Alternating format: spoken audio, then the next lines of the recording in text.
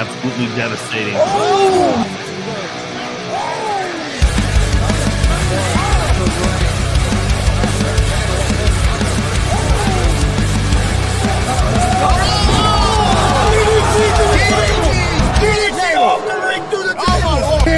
This is Joey Owens' show. They've been trying to get me on this broadcast forever, and this is the worst damn broadcast I've ever been on. So you all can kiss my ass while I win this match.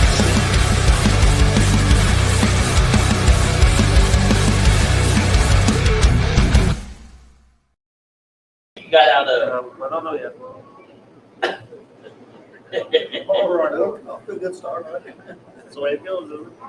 What's happening, everybody? Welcome to GWR. I'm Chris Gonzo'S, my Gonzo'S, Harvest Farm. We're live here at Pizzeria in Pizzeria. All right, so things are not nice. Whatever. I about said that the other day. Take off. Don't do that. I'll be right back. Okay, please, Dad. Camera's messed up. Oh, okay. Oh, Legally on it? I thought he had it up. See, like everybody else, it's the mafia machine. All the wrestlers, high school, middle school, kitty cats, community kids, girls team, all this stuff. It's trying to build these coaches in, and then the big wrestling show on Saturday. At Muncie Central High School. Six wrestling games, 7. I know all 4 seats are $15,000. Got a couple tables I think left to leave. A couple $100 a table, and all the bleacher seats are $10,000. So it's going to be a good show. They do a great job. Should get on Saturday. Now just get down here and buy some pizza. Yeah. Buy some pizza. Order it and take off and buy it. And you can get it to go. Still, say anything with Muncie Central, 5 o'clock or 8 o'clock at night.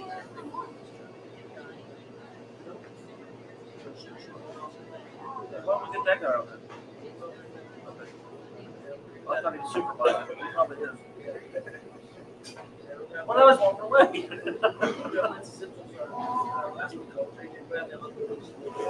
Maybe some other special guests. We got a regular show. There's some guests on there. We got Casey. All of the they got a big show coming up on Sunday. We got Rapid Fire with John Down. And the big referee, the basketball. Yeah, just man. So that's what you said. What I know you said. Anyway, he's now the manager of the champion at MTW. We will get to that here. Give them much results about the show. About that at 6:30. Good luck with them. And orders some pizza, and they have pasta and salad and sandwiches. Have great food here. One. On this, it's like 8:13. Dewey, I Louie. think it's like 8:13. These Easter eggs. Easter eggs are not the one on campus. This way. And there's plenty of room in here. You guys want to all come in here and sit. They got a big dining room in here, so. Right across the street. It's still open, but they're all on it. Let's go back a little bit, guys. This will be my fourth. What? Can you give us some memories of some of the stuff? We see Carlito. We see Carlito take on IP3, and Carlito is now on WWE all the time. So I met Rikishi and I met that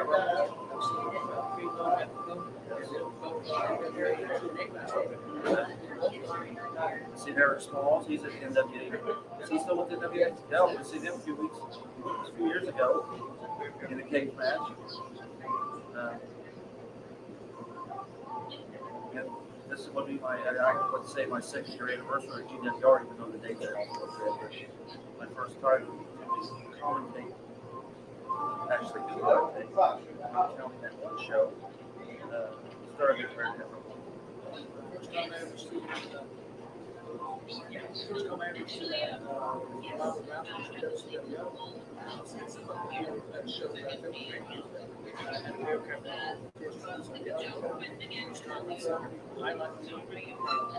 Rachel.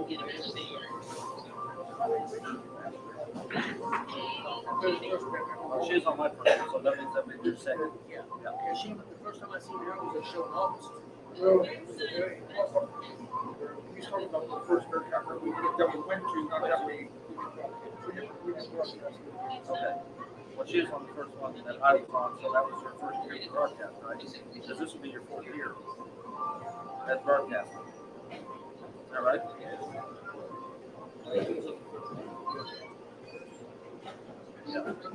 I was at that one, yeah. Because that guy kept giving away. That security guard kept saying, "I'm on his way." We get lost. Well, I got to stay here. Well, no, you know. You know. John says it sounds like you're off of the distance.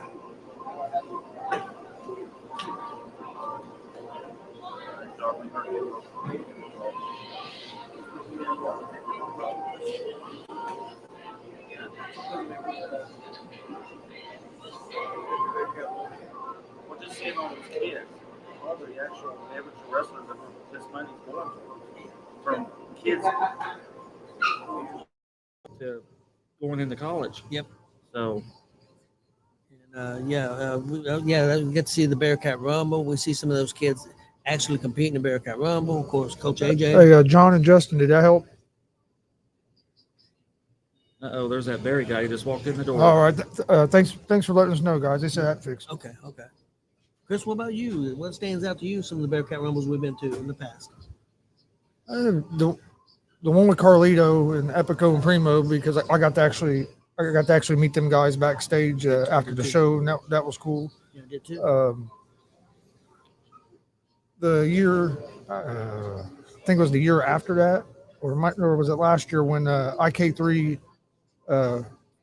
Dalton Love went off the ropes on the IK3 on a plastic table, and the table almost turned into like a U. Yeah.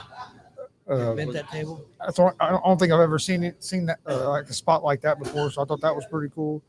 But then the year they had all the cage matches and had the micro wrestlers, and I thought that was fun with all the different cage matches. Other than we couldn't get you in the cage with the midgets, That but still ain't happening. We could not get him to. And there was a bunch of legends came back. That been wrestling here in Indiana for a long time, but got the Indiana Hall of Fame that night before that. Yes. And we broadcasted that. Yeah, so that was cool. and also when they surprised you 2 years ago with when they gave you that plaque thing, Yeah. and you not knowing anything about it, Didn't know anything about which it. I didn't know nothing about until like 10 minutes before I found out accidentally, because Terry accidentally told me about it. And that was the first time they never had stairs to get in the damn ring. And I'm trying to get that damn ring, about killed me. But yeah, Marcus got that award. Yeah, we got Marcus it last Kelly year. Marcus Kelly got it last year, that award. And we didn't get in the ring either, but we wasn't going to because we seen what Tony had to go through. So hell. That convinced me about not getting in the ring. But yeah, Bearcat Rumble's an awesome event. Like I said, $10 for bleacher seats, and you're going to see a good show. I guarantee it. DCCW does a great job, and all proceeds go to the wrestling club, even the concessions, everything. All tickets sold, that money goes to the Bearcat Rumble. All concessions go to the Bearcat Rumble. So goes back to the kids and that wrestling club, and it helps a lot of kids out. We'll get AJ on here a little bit. They can explain some of that, where stuff goes and things.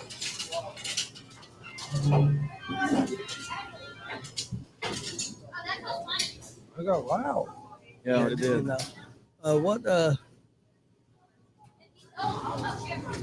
try to get AJ on here in just a second.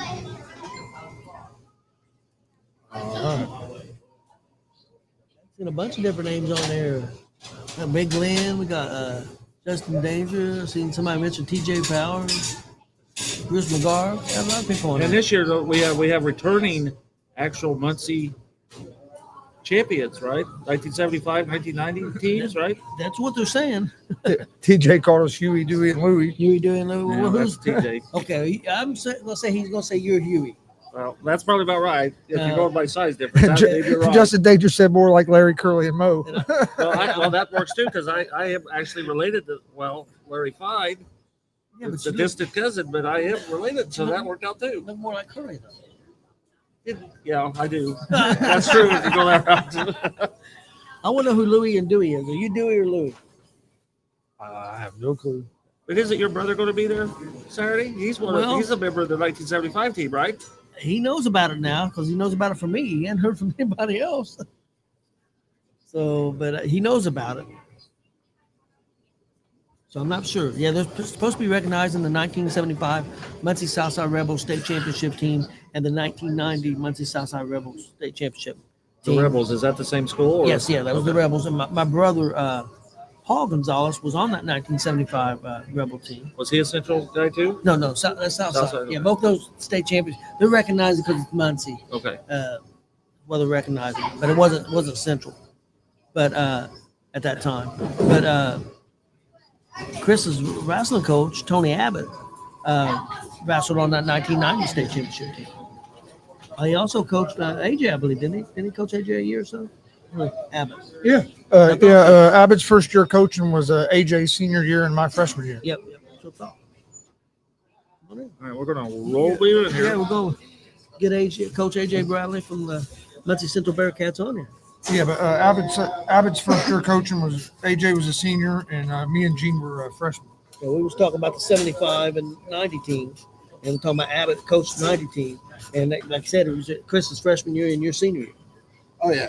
Not only did Abbott coach it, but I remember like Foreman was in the room some, and Pease came in the room some, and those were some rough practices. I bet. Because Pease got third that year, basically on one leg. Yes. Yeah, he was injured. What was the one guy? Ray. Yes. Right. Gary Ray. And then there was another one too that got second that year. Crazy old Ron Mead. Wycliffe got second that year. I thought Wycliffe got second the year before. I'm almost He got positive. second in '89, I believe. He was the highest place within. I thought he got that. Then he 90. got like fourth in '90. Okay, I thought. maybe that might have been. They got 1, 1, 3, 4, I believe. Okay, that could be right. But I know Foreman won it, Abbott won it, and I do know Pease get third. He's Yes. got third. He would have won it that year if he hadn't had a bum leg. Oh yeah. He had a bum leg. Yeah, in the 75 team, my brother Paul wrestled on that team. Very, very strong team. Don't remember all the champions. I know Mike Holmes won it that year. Richard won it that year at 77. Can't remember if Ralph placed that year. I know he was there, Ralph Smith. I think he might have placed, but I'm not 100% sure now. Was Showalter there in '75? No, that Showalter was after. After. Later. I think in the 80s. Chuck Evans got second. Yeah. He got second that year. That shows how much wrestling's changed. Because back then, if you had like 4 or 5 guys go to state and 4 of them place, you had a real good chance of winning the state title. Now you got teams that are having 11 guys in the finals. Yeah. And so now you got to have almost 8 or 9 guys down at the state tournament to have a chance to win it as a team, it seems like. Oh yeah. It's really tilted. Yeah. It's tilted to a select few. Yeah. The finals this year was like watching the Brownsburg Dolby. Well, back then, like now, if you went on Friday night, you placed. That's not how it was. Yeah. Well, there wasn't. Yeah, that wasn't that way. And there was no semi-state back Right. in the. I can't remember about the 90s, but I know in 75 you had to get first place at the regional. Second place didn't go to state. Yeah, didn't Paul have a crazy match at sectional? It was almost like a tie or some Well, referee's decision. He won the sectional, and then at his junior year at the regionals, he had a match with a guy, and it went to overtime, and it tied again, and so it didn't have a sudden death. The referee made the decision, and normally, what usually back then decided the decision was who was more aggressive, and whoever got the first takedown, they said was most aggressive. Well, my brother got the first takedown, but they still give it to the other guy, and the other guy went on to win state, and the toughest match of state was 9-3. Wow. Hadn't Junior, if I remember right, beat him earlier? Yeah. Did he beat him earlier in the season? Yeah, and then his senior year, he wrestled and he beat the guy at sectional, and the guy from Northside beat him in overtime at the regional, and he went on and placed fourth. But what was crazy that year, the guy that got second, the guy got third, the guy got fourth, the guy got fifth, the guy got sixth. My brother had beat that year. He never faced the first place. That's nuts. Yeah, but that's just the way it was because the second and third places didn't go back then.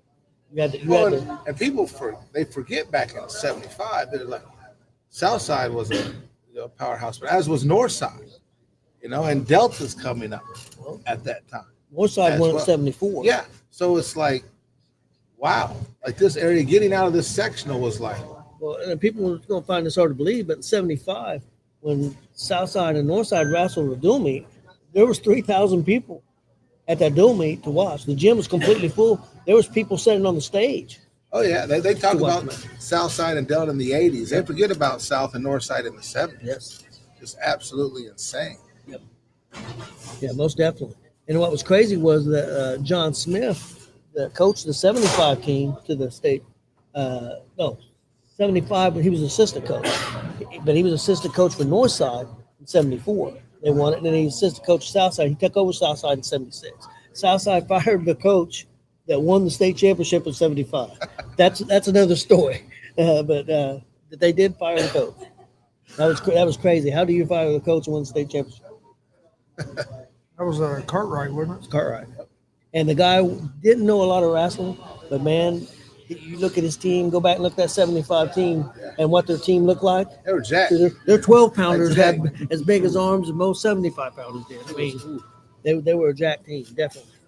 Oh, yeah. Looks like we're starting to get some more people in here. Oh, yeah. Some of the other coaches. We got some of our wrestlers in here. Of our girl wrestlers. Jasmine's here. Some of the other will be here a little later because practices don't get out to 5:30. Yep. I shower and get here then. But yeah, they're trickling in. Well, AJ, can you tell us about the Bearcat Rumble this Saturday and what the proceeds go to? Oh, yeah. The Bearcat Rumble, this is our 5th year of the tournament that DCCW and WCWO put on for us. Great time. It's at Central. You will enter door 11. Doors open at 6. Show starts at 7. A lot of great matches. And for me, the main event is the mid-card. For me, that's the Rumble.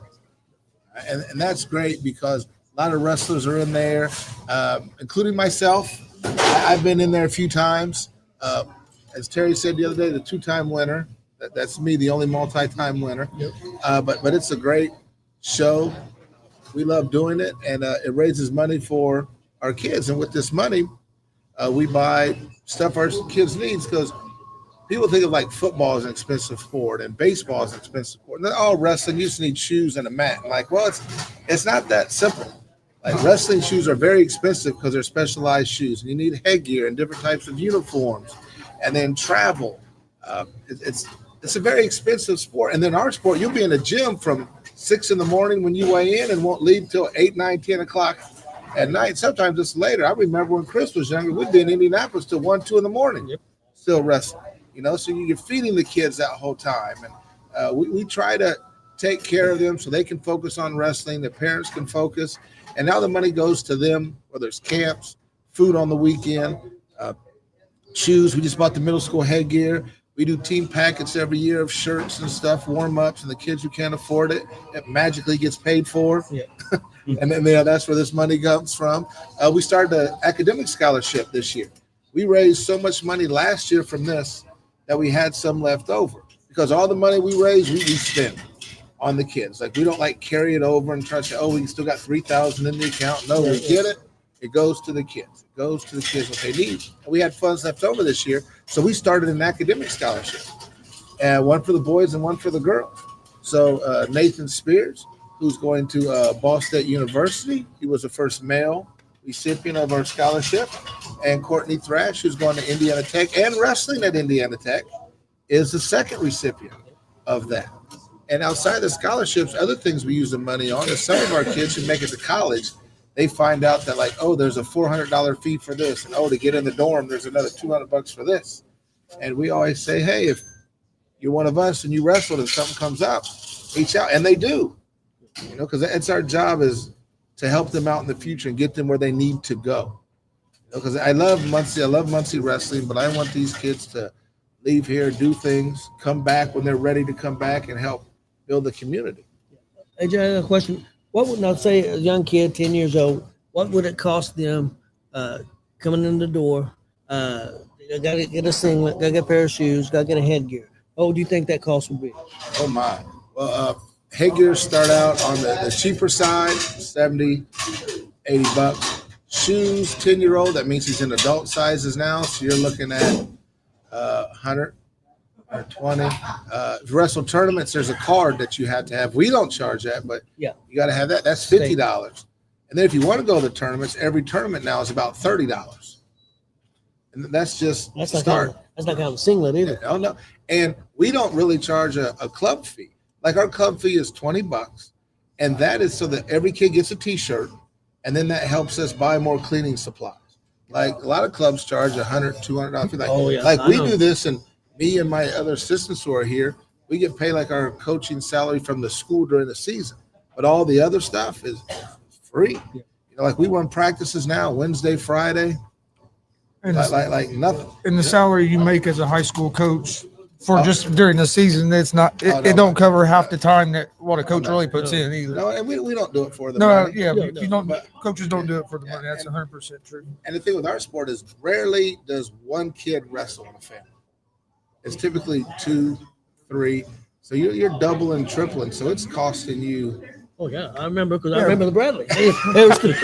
There was 3 or 4. Yeah. You know, just the Bradleys, and that wasn't counting the red ones. Just 2 or yeah. Because I was kids that wrestled Well, back I think- when we coached. I think wrestling becomes like a family sport like that too, because of what AJ said earlier. It's a sport. Like if you go there on a Saturday, you're there all day long. Yeah. And usually in some tournaments, multiple days of a weekend, you can be gone all weekend, so that your whole family's there anyway. So I think that kind of helps that your brothers and sisters start getting involved, and it just continues. Oh yeah, it does. And the costs add up real quick.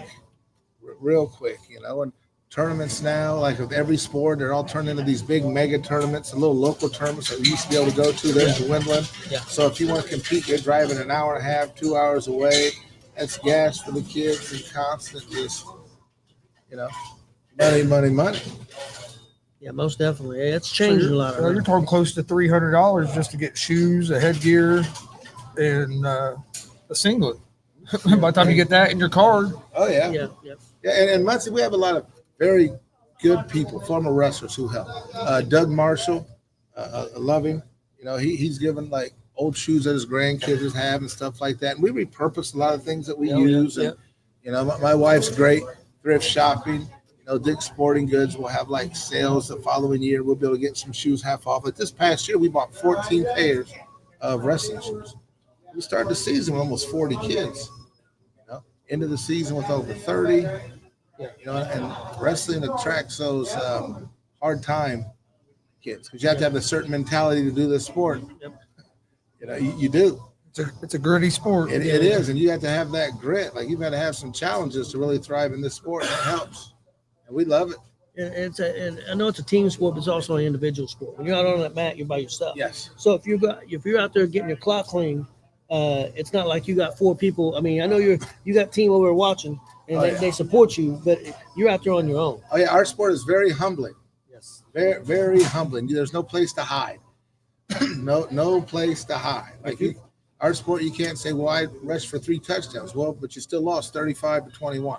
You know, or I made all the tackles, but they still outscored you. You can't hide somebody in right field. Yeah. You can't, you know, because at the end of the day, you're out there. One person's hands getting raised, one isn't, and you're staring at those crowds. And they're all looking at you. And some people can't take that either. That like you're out there and you got all these people watching, you might fail. So Oh, yeah. and Well, that's the thing I love. some people can't take it, and other people thrive on it. Yeah, you ask a lot of adults today and people who work, they say one of the biggest things is accountability. Kids having accountability. Our sport, you have to have it because you can't blame anybody. It's there, and these kids learn. You know, they get what they don't always deserve because you can work as hard as you want, and sometimes that's not good enough. And it's a great life lesson, you know, because at the end of it, you're looking at all those people. They're looking at you. You have 2 options: you either quit or get better. And the kids who stay and get better, you know, that's why they say once you wrestle, everything else is easy. That's true. And then you got kids that start, heck, I had kids, when I was coaching started when they was 4 years old. Then you got some kids that don't start till they're in middle school. Yeah. And you get some kids that still can be successful. I'm not saying you can't be, but it's tougher when you start in middle school if you've never wrestled before. Oh yeah, they're definitely behind the 8 ball. And we get a lot of that. We've really pushed our program.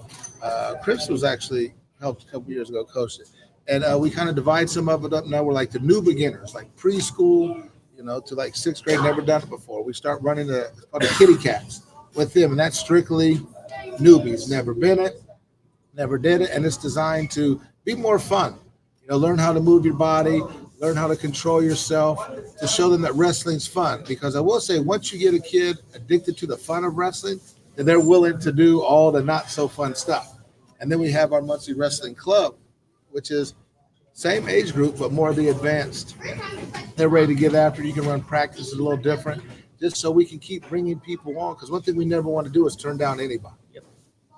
Well, what's the ages on the kitty cat? What's the youngest that you take, and then like the oldest? We do PK because it's through the school. So since now preschool's in school, we go pre-K through basically like 5th, because now we wrestle in the middle school. Yep. So PK through 5, and that program runs in November. Well, it runs like November, December, January, with our high school season, because then our high schoolers work with it. Yep. And then that we don't take any time off really, because they're training for freshman, sophomore state, and another tournament. And then we start with the club, and that one's the more up-tempo pace. And some of the kids who did the kitty cats come along, and some are like, you know what, that's more my speed now. And I'm like, that's fine, because some people bloom late. Like my brother Casey was a late bloomer, big time. But he wrestled, had a lot of touring barbecues at state and other tournaments, and then end up clicking when he was in middle school, placed at state, collegiate All-American. People in this sport grow at different times, so I never want to run somebody out just because they're like 8 and not ready. Yeah, I hadn't heard that in a long time. If you push two and barbecue. You remember that? We're gonna have to explain that here in a minute. Yeah, because if you like push the kids too soon to go to like the bigger tournaments and stuff, then you could, like you said, you lose them, or because they'll get discouraged. And because like you said, every kid's built different mentally as well. Yeah, which our area's done a good job of what we call like friendlies. We hosted one. Newcastle came, Monroe Central came, Yorktown came, Cowan came. Some Delta kids come. And it's and we didn't even charge for it. The kids are free. The parents are like $3 to get in, and you put weights on the wall and grades, and the kids just pair up. And for 2 hours, some wrestled 1, some wrestled 12. It wasn't like $40. You lose twice, you go home.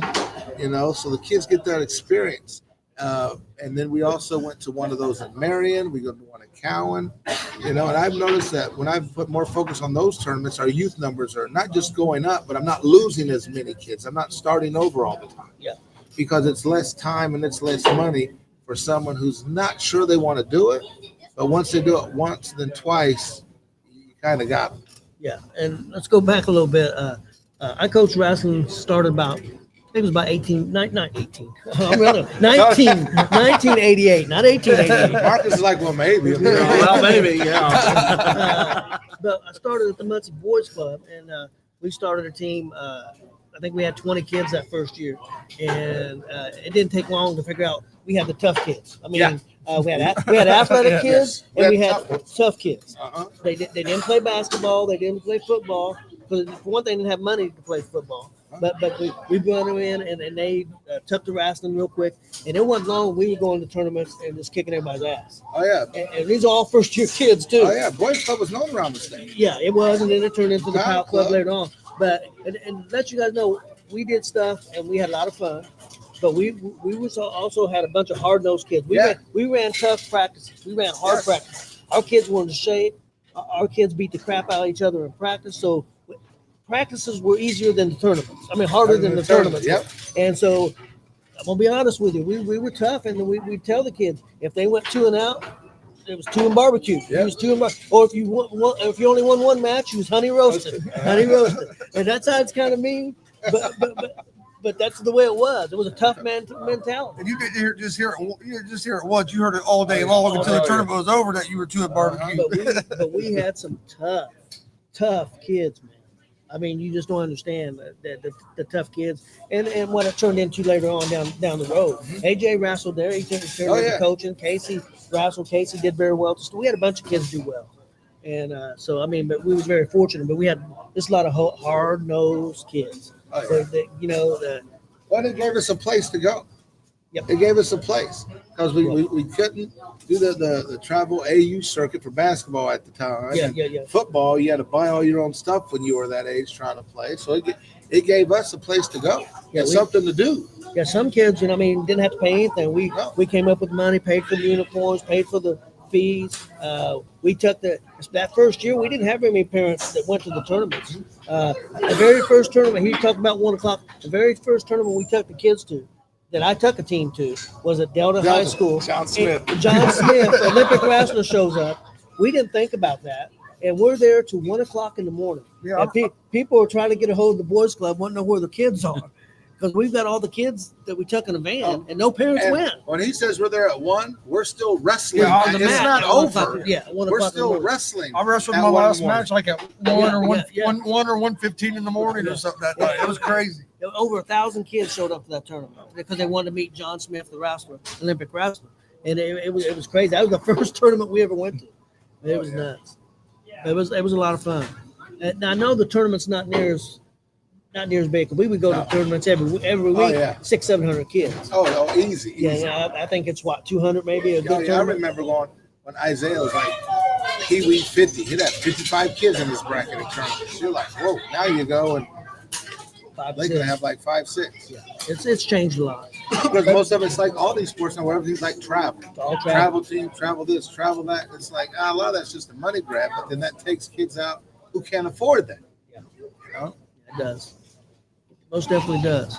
Well, big again this Saturday at the Muncie Central High School. Doors open at 6. Wrestling begins at 7. No, they got tables for $200. Yep. They got all 4 seats are $15, Yes. and the bleachers are $10. That is correct. All proceeds go to the Muncie Central Wrestling Club. That's the kitty cats, the girls, the Middle boys, school. middle school, high school. Goes to all that, and it's like I said, all the proceeds, and that includes concessions too. I Yes, believe. concessions. Well, let them know what the tables are for. Tables, you get a table, seats 6 people, it's $200. You get pizza and some drinks. Yeah, you get a whole pizza for the table. You get 1 drink for the table, and the tables are the only thing that guarantees you a ringside seat.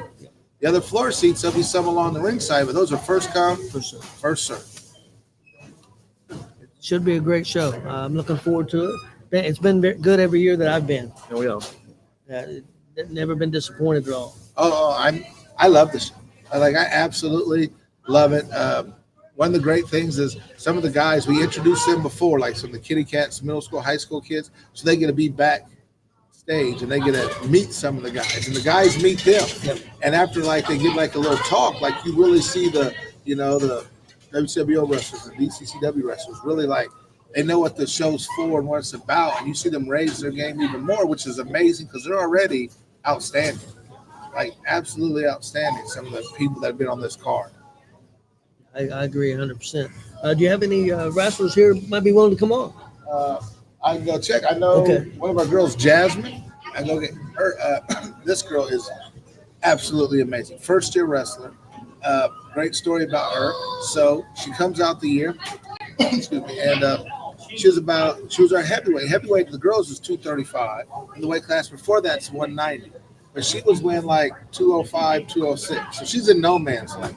Just no man's. You either got to cut a bunch of weight or give up a bunch of weight. Yeah, so she ends up trying to get down to 90, but wins the spot at heavyweight. Goes into sectional, weighing all of about 194 at heavyweight, and places third and advances to semi-state. And then goes there and loses this amazing overtime match to a girl. So she doesn't move on to state. The girl goes on and gets 4th. And mind you, we're giving up 35, almost 40 pounds. Then 3 weeks later, she goes to freshman, sophomore state and places 4th at 190. And it's just and the girl started wrestling this year and came late. So she'd only been wrestling 2 months. And now she loves it. She eats it, sleeps it, breathes it. She's a sophomore. Like, you will hear her name a lot. But our girls team is really solid. Her, Liera, Jocelyn, like they all have hardware. Freshman, sophomore, some are two-time state qualified. Like, they have some hardware, so it's great. Like, that program is picked up. Yeah. And what I love about it is the more girls we get out, more guys we get out. Our girls work harder. It forces the guys to work harder because they don't want to be shown up. Yeah. And it sounds silly, but they don't. And you have one of the biggest women's team around, don't you? Oh yeah, we're bigger than the only one around here. Bigger than us was J Count, if you want to call them around us. But yeah, we're the biggest one around here, which was great. All right. But yeah, I'll go get her over here. Okay. All right, thank you Yeah, guys. and if you want to sit with her, I'll step out for a second. I was gonna say I'd step out. I want to step out there and make faces at her. See if she's Okay. Yeah, do that. Yeah, I'm gonna step outside. Okay. Well, AJ's gonna see if he can get Jasmine on. Well, I'm sure he can round up somebody. I see several of them over there, I think. Okay. I have no idea how much it costs to. Oh, I had no idea. Even the headgear. I Well, it's wouldn't think even- a headgear piece would be that expensive. it's went up because back in the day, it was costing us. And of course, this is the last time I bought headgear was probably 2008. They were about $25-$30 a piece. See, that's what I would think it would be. Yeah, and then but it also now, but it probably depends on what you want to buy. We always bought the cheapest stuff we could buy. I'm gonna be honest with you. Yeah. We did. I mean, singlets. We bought the cheapest we could find. Shoes, same thing. I mean, you can pay $400 for shoes if you want. Well, yeah. But, I mean, you can pay as much as you That's want. any sport. Yeah. Yeah. You can pay as much as you want. We got a roper in here. But And I got one of our assistants. She worked a lot with Jasmine Nick. Okay. Hello, guys. Put them headphones on, if you would, please. And can you guys introduce yourselves real quick? I'm Jasmine. I'm Nick Lawler. I'm assistant coach. Okay, assistant coach. Okay. assistant coach, okay. And you're the wrestled heavyweight, right, this year? Yes, I And I did. heard you did very well. Let me ask you this question: what do you like best about wrestling? I just like the intensity, of going out there and wrestling. That's what I like. What was when you first started? What was your goal, and how's it changed now?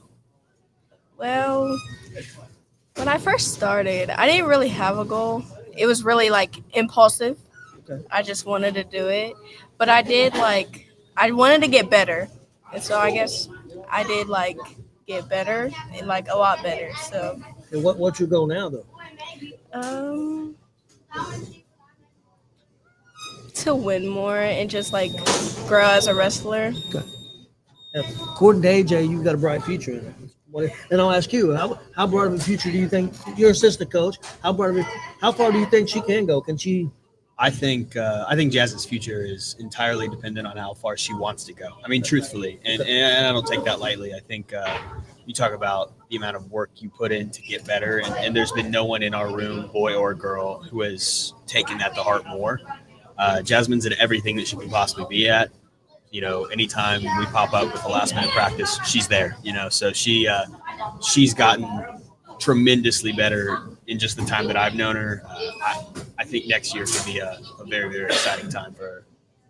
Now you got one.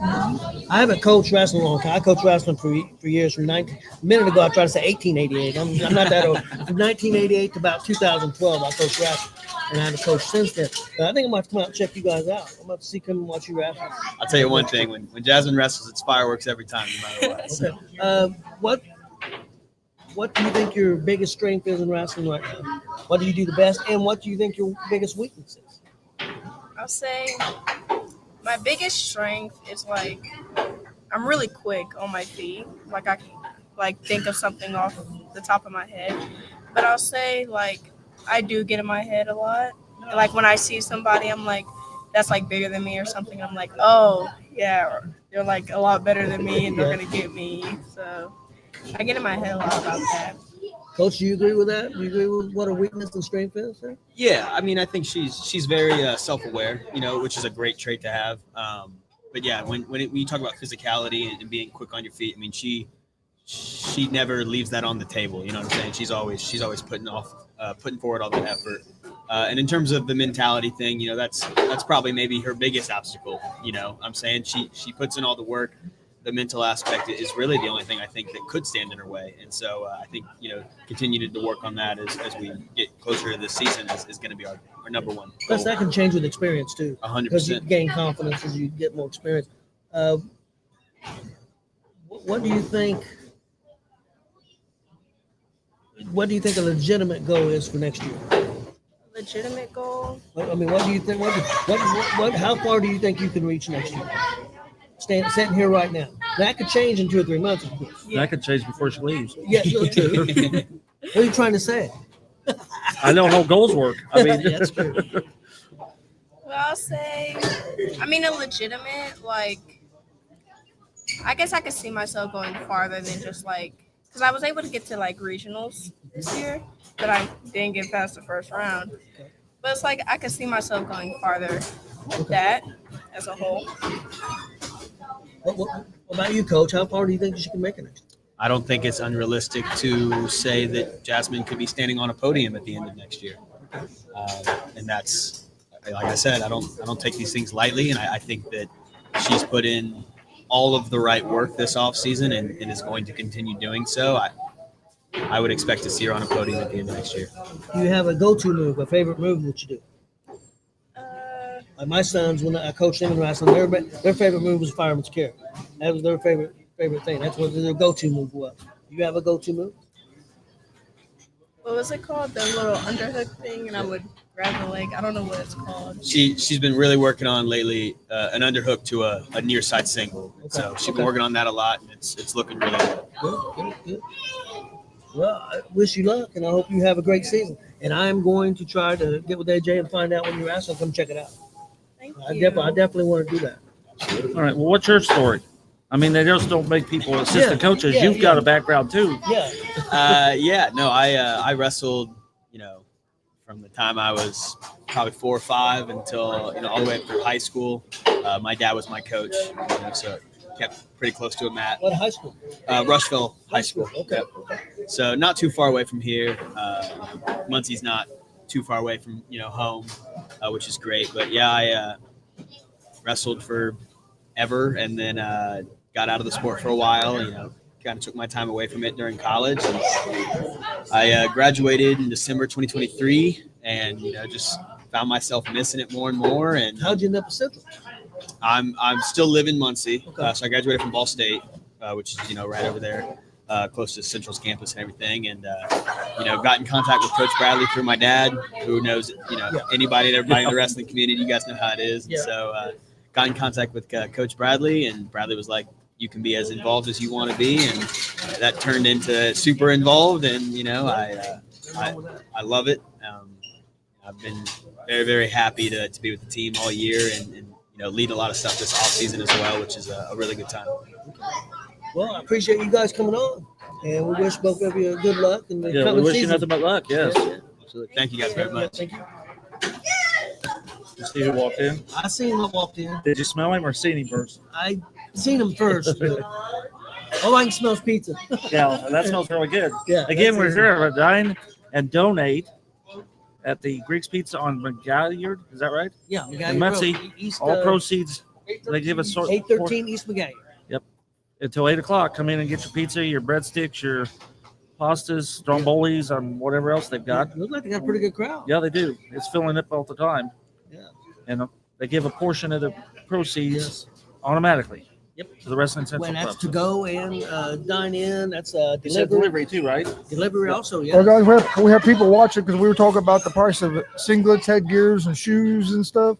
And a company done sent a message wanting to know if they could talk about prices on stuff so they have cheap deals. Okay, AJ? Okay, cool. Well, they sent it to the Delaware, to the DCCW page. Okay. Now, do we want to get him on? Yeah. Why he's in the country to start with, Well, and in the city. So yeah, we're trying to get him in. no, you can get over here. We can't track you down. So we may not see you again for a year. Get out of Yeah, here. you might be out of the country. guys got me in one place with the shit Hey, hooked up, so might as well, right? Hey, you haven't been on for a while. Your streak of being the guest that's been on the most is in jeopardy. Yeah. Oh yeah, that's true. I'm just gonna have to not sleep and just start coming on Well, more I, often. I know you've not been busy or anything. No, not at all. No, I don't get busy no more. What the hell are you doing in the country? I don't know. How did you find Muncie again? That's what I want to know. Hey, well, we got a little bit of time, and we got another show we got. All right, guys, I got to get out. No. What? Can you tell us a little about gimmick promotion and what's been going on with gimmick promotion? Oh man. Well, I'm You know, in it's blown the up. I'm in the process of rebranding some stuff right now. You guys will start seeing new logos and whatnot. Still gimmick promotions. Still my red and yellow, but you're gonna get new logos, a lot better content. We're switching things up from just posting just random pictures and whatnot of the events and here and there to actually doing full-fledged media on it. So we'll have videos and shortcuts and whatnot of all the Hall of Famers and legends that we work with on a regular basis. But I cannot be mad about anything with gimmick promotions right now. It's blown up like crazy. I've been over to the UK probably 5-7 times now in the last couple of years. Took 11 WWE Hall of Famers and legends to the UK in February. Possibly have a trip coming up in August. Definitely going back next February for the Love of Wrestling. That's going to be kind of a mainstay. I'm doing a lot of the booking for them now for the Love of Wrestling in the UK. Possibly have a trip to Italy coming up end of June, beginning of July. I'm doing a tour out there where Gimmick Promotions will be teaming up with a organization over there, and I'll be running the convention part of it as they run the wrestling part of it. So It's outstanding. Didn't you go to Ireland also? oh yeah. We went to Manchester, Ireland, Scotland, back to Manchester. Do you have a favorite place you been? Dude, not being over there before, all of them's my favorite right now. Okay. Just because it's just seeing everything, meet new people, hearing accents other than Southern accents, and New York accents is nice. So I mean, You have a favorite? Ireland is beautiful, but Scotland's awesome too, because we went to Edinburgh, Scotland, which if you've seen any Harry Potter movie, period, you would have already seen Edinburgh because that's where they filmed it. Okay. So the houses and buildings and everything look straight out of a Harry Potter movie. Ireland, we were up there where they have the Titanic Museum, because we went to Belfast, which I know anybody from Ireland that's watching that Belfast is not Ireland, and it's not real Ireland. So don't get on me. I did learn that while I was up there. Okay. Did you have a favorite convention you've been to? Favorite convention? I will tell you, the Monopoly Entertainment in the UK does conventions like nobody I've ever seen before. Really? Like their conventions by far just straightforward, easy. I mean, they take care of it. They have people for everybody. It's easy to, sometimes you go into conventions here in the United States and it's just scrambled everywhere and you don't know where people are. You're going into different rooms and everything and not really layout. When you go in for the Love of Wrestling convention in Manchester, you walk into their building, they have the 25 to 30 stars there, because they don't book it like over here in the United States either, where you book 100 wrestling stars or 80 or 70. You have 30. Okay. So right around 30. So it seems like it's a smaller one, but they draw just as many people that come over here to the U.S. and do their conventions. They draw just as many people. I mean, they are well put together. Yeah, Monopoly Entertainment for the Love of Wrestling. They also do all the horror cons over in the UK.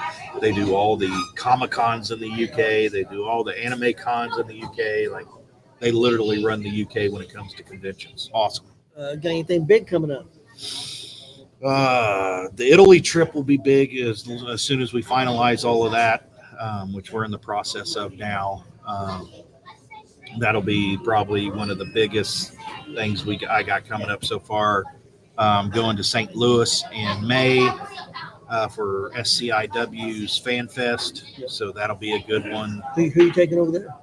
Right now, who's scheduled is Jacqueline, Boogie, and Devon Dudley. And then after May, first weekend of June, we should be heading out to River City Wrestling Con in Florida. And then end of June, beginning of July should be the Italy tour. And August, we're getting ready to announce, and it's already kind of been announced a little bit, but I will be working, Gimmick Promotions will be working hand in hand with the Oklahoma Freedom Flight, which the Oklahoma Freedom Flight is a non-for-profit for veterans. They fly out 60 to 70 veterans every year to Washington, D.C. for 4 days, and they pay for absolutely everything for the veterans. Their flights, their hotels, their food, like everything is paid for. And it costs a little over $100,000 nowadays because of flights and everything just to take this trip. It's outstanding. And I will be helping them put on a convention of their own. I will be running the convention. We're going to be set up in Pryor, Oklahoma, at the Pryor fairgrounds, and we'll be in their main building. There's probably going to be close to 80 or 90 booths that'll be set up. It doesn't mean that there's going to be 80 or 90 wrestlers, but 80 or 90 booths, because we're going to have merchandise. We're going to have, even the Freedom Flight will have their own table set up so they can, tell you about the Freedom Flight. We'll have other organizations in there telling you about their organizations, but it's going to be a good convention with a lot of good wrestlers in there. And if I'm wrong on this, I apologize. I still think you take bookings for wrestlers, correct? Oh yeah, I'm still taking all bookings for all of my wrestlers, and to this point now, if I send a list out and the name's not on the list, just tell me who you want, and I can get to them. Yeah. Can you explain everybody how they can get a hold of you in case somebody's out here watching and they'd like to book a wrestler for one of their shows? Yeah, absolutely. Well, the website is still in the process of being built, so the website will be coming here soon, which I'll update everybody on that when it drops. But as of right now, I'm on Facebook, Gimmick Promotions, Gimmick as in past tense, GIMMICKED Promotions, and then Instagram is Gimmick_Promotions. You can reach me at either one of those, and then my email is workthegimmick@gmail.com. So any promotion or convention, or even if you want to have a birthday party and have a wrestler at your birthday party, we do those too. So And I can vouch for Jared. if you want to go through somebody and you want to get a wrestler, you want to get a good deal and the best prices, and know that they're going to be there and everything, get with Jared. Say, I've sent some people your way. I don't know if they've contacted you or not, but some of the Kentucky guys. Yeah. Oh, some of the Kentucky guys. Yeah. Okay, yeah. They want Chavo.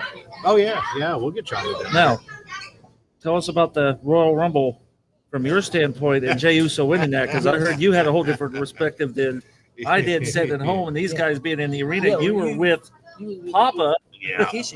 So you're absolutely right. So the Royal Rumble, I brought in Rikishi, Chavo, Ken Anderson. Trying to think. Congo Com came to one of my tables as well. Yep. And Mark Henry. I had all of them over at the Rumble because Gimmick Promotions and Remarkable Entertainment or Remarkable LLC, we work hand in hand with each other. So we do a lot of stuff with Mark Henry and Stephanie Feiner, which is his manager. So we did the Rumble, had a great, WrestleCon. We did great the days with WrestleCon. Love those guys at WrestleCon. The guys that own High Spots actually run WrestleCon. So Mike and then his right hand man Josh. So they always take care of us and do great things at WrestleCon. It's great convention to go to. Afterwards, I had a buddy of mine that manages a hotel that we always stay at when I'm in Indianapolis, and I told him that we wanted to do a watch party of the Rumble with Keisha, and he set that all up. We were in the back of the hotel where they had the special room set up for us all, and it was myself and Kishi and Chavo and Mark Henry and Ken Anderson and Buff Bagwell, and we all went out to eat first at Longhorn. We got to get our Longhorn steak in. Can't go wrong there. That is a guaranteed everywhere we go. I was surprised when Rikishi went to Waffle House. Yeah. Oh no, we did enough. We did enough Waffle House too. I had Waffle House this weekend a bunch of times too. So, but yeah, we always got to slide in a Longhorn steak somewhere. So we went and ate dinner first, and then we went to the hotel and did the watch party. And yeah, so it was those guys, and then Stephanie, and then a lady, we call her Memphis, that always helps out at Rikisha's table, and Stephanie and Cash was there, and we just had a good old time. And believe it or not, Jay completely kayfabe dad. Yep. He completely kayfabe Keish, and you got an authentic. If you saw any of my videos, Stephanie's videos, Keisha's videos, Chavo's videos, Yes. Mark Henry's videos, Ken Anderson's videos, Buff Bagwell's videos, anybody's videos online at that moment, we all dropped it online, and it was his actual reaction to Jay winning the Rumble to go on to WrestleMania, and obviously we know what happened there. So he is the new champ, but. Yeah, Keisha's oh shit moment was actually that, because he said oh shit about 10 times. Hey, we were just saying the same thing, the same thing, and we was all up here. I'm almost a 62-year-old man up here eating for 10 minutes. And You know what eating is. I don't know what the hell eating is. Never thought I'd be doing it, but I was doing it. It was outstanding. It was a lot of fun. Hey, Jared, thanks for coming on with us. We've got some some guests waiting on us. Oh, you're already kicking me off, huh? Yeah, I'm sorry. Oh, I would love cool. to. I'd love to stay. We'll see you next year. Cross paths again. We'll have to. Maybe. Yeah, this is your one shot of getting me on here. Hey, don't be kicking me off. Lauren's trying to kick him out. My time. It's my time. I'm happy to be here. I'm happy to be putting on the Bearcat Rumble again and getting that going for Saturday. And that's why we're here at Rick's Pizza. Everybody that's listening, come on out, get some pizza, help the cause, and donate to these kids. Show up to the Rumble. Show up to the Rumble on Saturday at West Central. Yep. Hey, Thanks, guys. Thanks, Jared. I'll see you next year. Probably right. But hey, we may have to do the fundraiser in Ireland. Okay, guys, let's bring Casey in. All right. Well, first of all, we ought to introduce our partner Ward. Ward. Yeah, we got to introduce our very special partner Ward. They all know who I I am. can't hear Ward. Oh, I can't hear Ward either. Hold on a minute. We're not hearing. I don't know if he can hear us or not. I can hear you. He can hear us.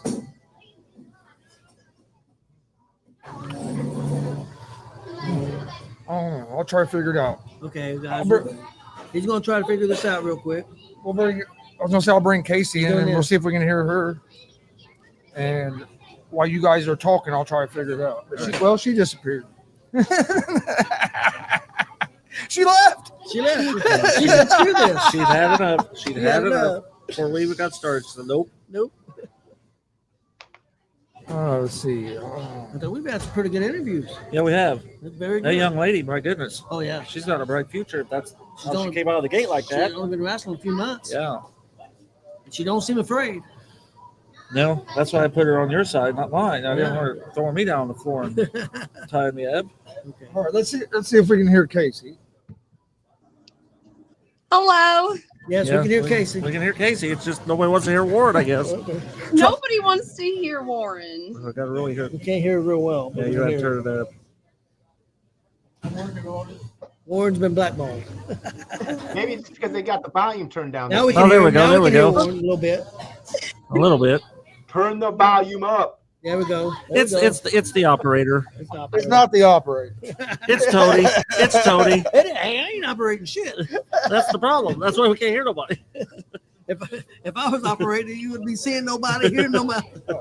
Can we hear him now? Let's see. Can you hear us fine? Yes. Casey, talk. I can. Yeah, There we can go. hear, we can hear. Okay. We've got a special guest. We got Casey from All the Million Wrestling on with us right now. We'll be talking about a show for Sunday, May the 4th. Yes, May the 4th be with you. Yes. It's a Star Wars show. We have Clash of the Force. And it's going to be a action-packed show. I'm very excited. I got rid of the back. I'm looking forward to it. My only problem is, and I'm all against hate for this, I'm not a Star Wars fan. I used to be. I just over the years I got introduced and I'm a fan now. I have to. Okay, maybe you guys can turn me into a fan after this show, hopefully. I've never seen one Star Wars movie either. I've seen one. That was Why the enough. hell am I on this show? Right. I've seen 2 at the drive-in and 1 at the theater. And Warren, I'm not as big as geek as you. I mean, yeah, I'm a geek, but come on, Star Wars is universal. I got my nice Vader drawing up here, and Casey went black. She's upset. She got upset. So I was hell with these guys. They don't like Star Wars. The heck with promoting it. Then. Yeah, she left. Said you gonna shit on my Star Wars show? I'm gonna leave. Sorry about that. I thought I offended you and you just left. I can't talk no more, guys. I offended him. I'm talk. Oh Lord. Oh Warren, how's it going? Going great with me. How you guys doing over there? Chris, she's back. She's back. She's laughing, but she's back. Okay, now ask her questions before she leaves again. I'm sorry. My mom keeps trying to call me. Judy's Kelly, fault. Kelly, text Judy. She's giving us Oh, trouble. now. It's all Judy's fault. Judy done it again. Judy keeps calling her and she's on her phone. Hold on. I'm so sorry. It's all Judy's fault. Remind me to tell you when I do my results for NGW, the prank that Joey played on Potho. This is classic. Okay, can you tell us about before the phone rings again? Can you tell us about this I told Kelly to call your mom. for So Sunday? Yes, please. Somebody call my mom. So this show, the very opening match is going to be the key to the 210 cash-in by Jackson Morgan. Okay. And He is going to be challenging Jimmy Carrot, the AVW heavyweight champion. that's the first match. Oh man. That is the first match. It's going to be epic. That's It will be. That that's could be worth- another match of the year game. that's worth price of admission right there. Yeah, it is. And that's the first match. Yep. Then we have a fatal 4-way between Kendall Fire, Ricky Guns, Mikkel Murphy, and Dalton Davis. That's a killer match. Yeah, it is. And then on top of that, we have another title match. We have the tag team title match, in which at the last show, we have brand new tag team champions. We have Depravity, who is our now current AVW tag team champions. And we have a 2 out of 3 fall with War Beast. So Warbeast gets their rematch. And they 2 out of 3 falls. They were not happy with the way that things happened last month, so they're like, we want to make sure that you actually deserve that. GM. Yes. Now, aren't there stipulations to those matches? Didn't I read that? You know, we're still trying to Still talk working the about details that. out. We're still trying to figure that out, but I We're trying to talk to some people on figuring that Well, out. the contracts, you got to get both sides to work out and to agree upon the deal. Yeah. And then I'm excited for this match.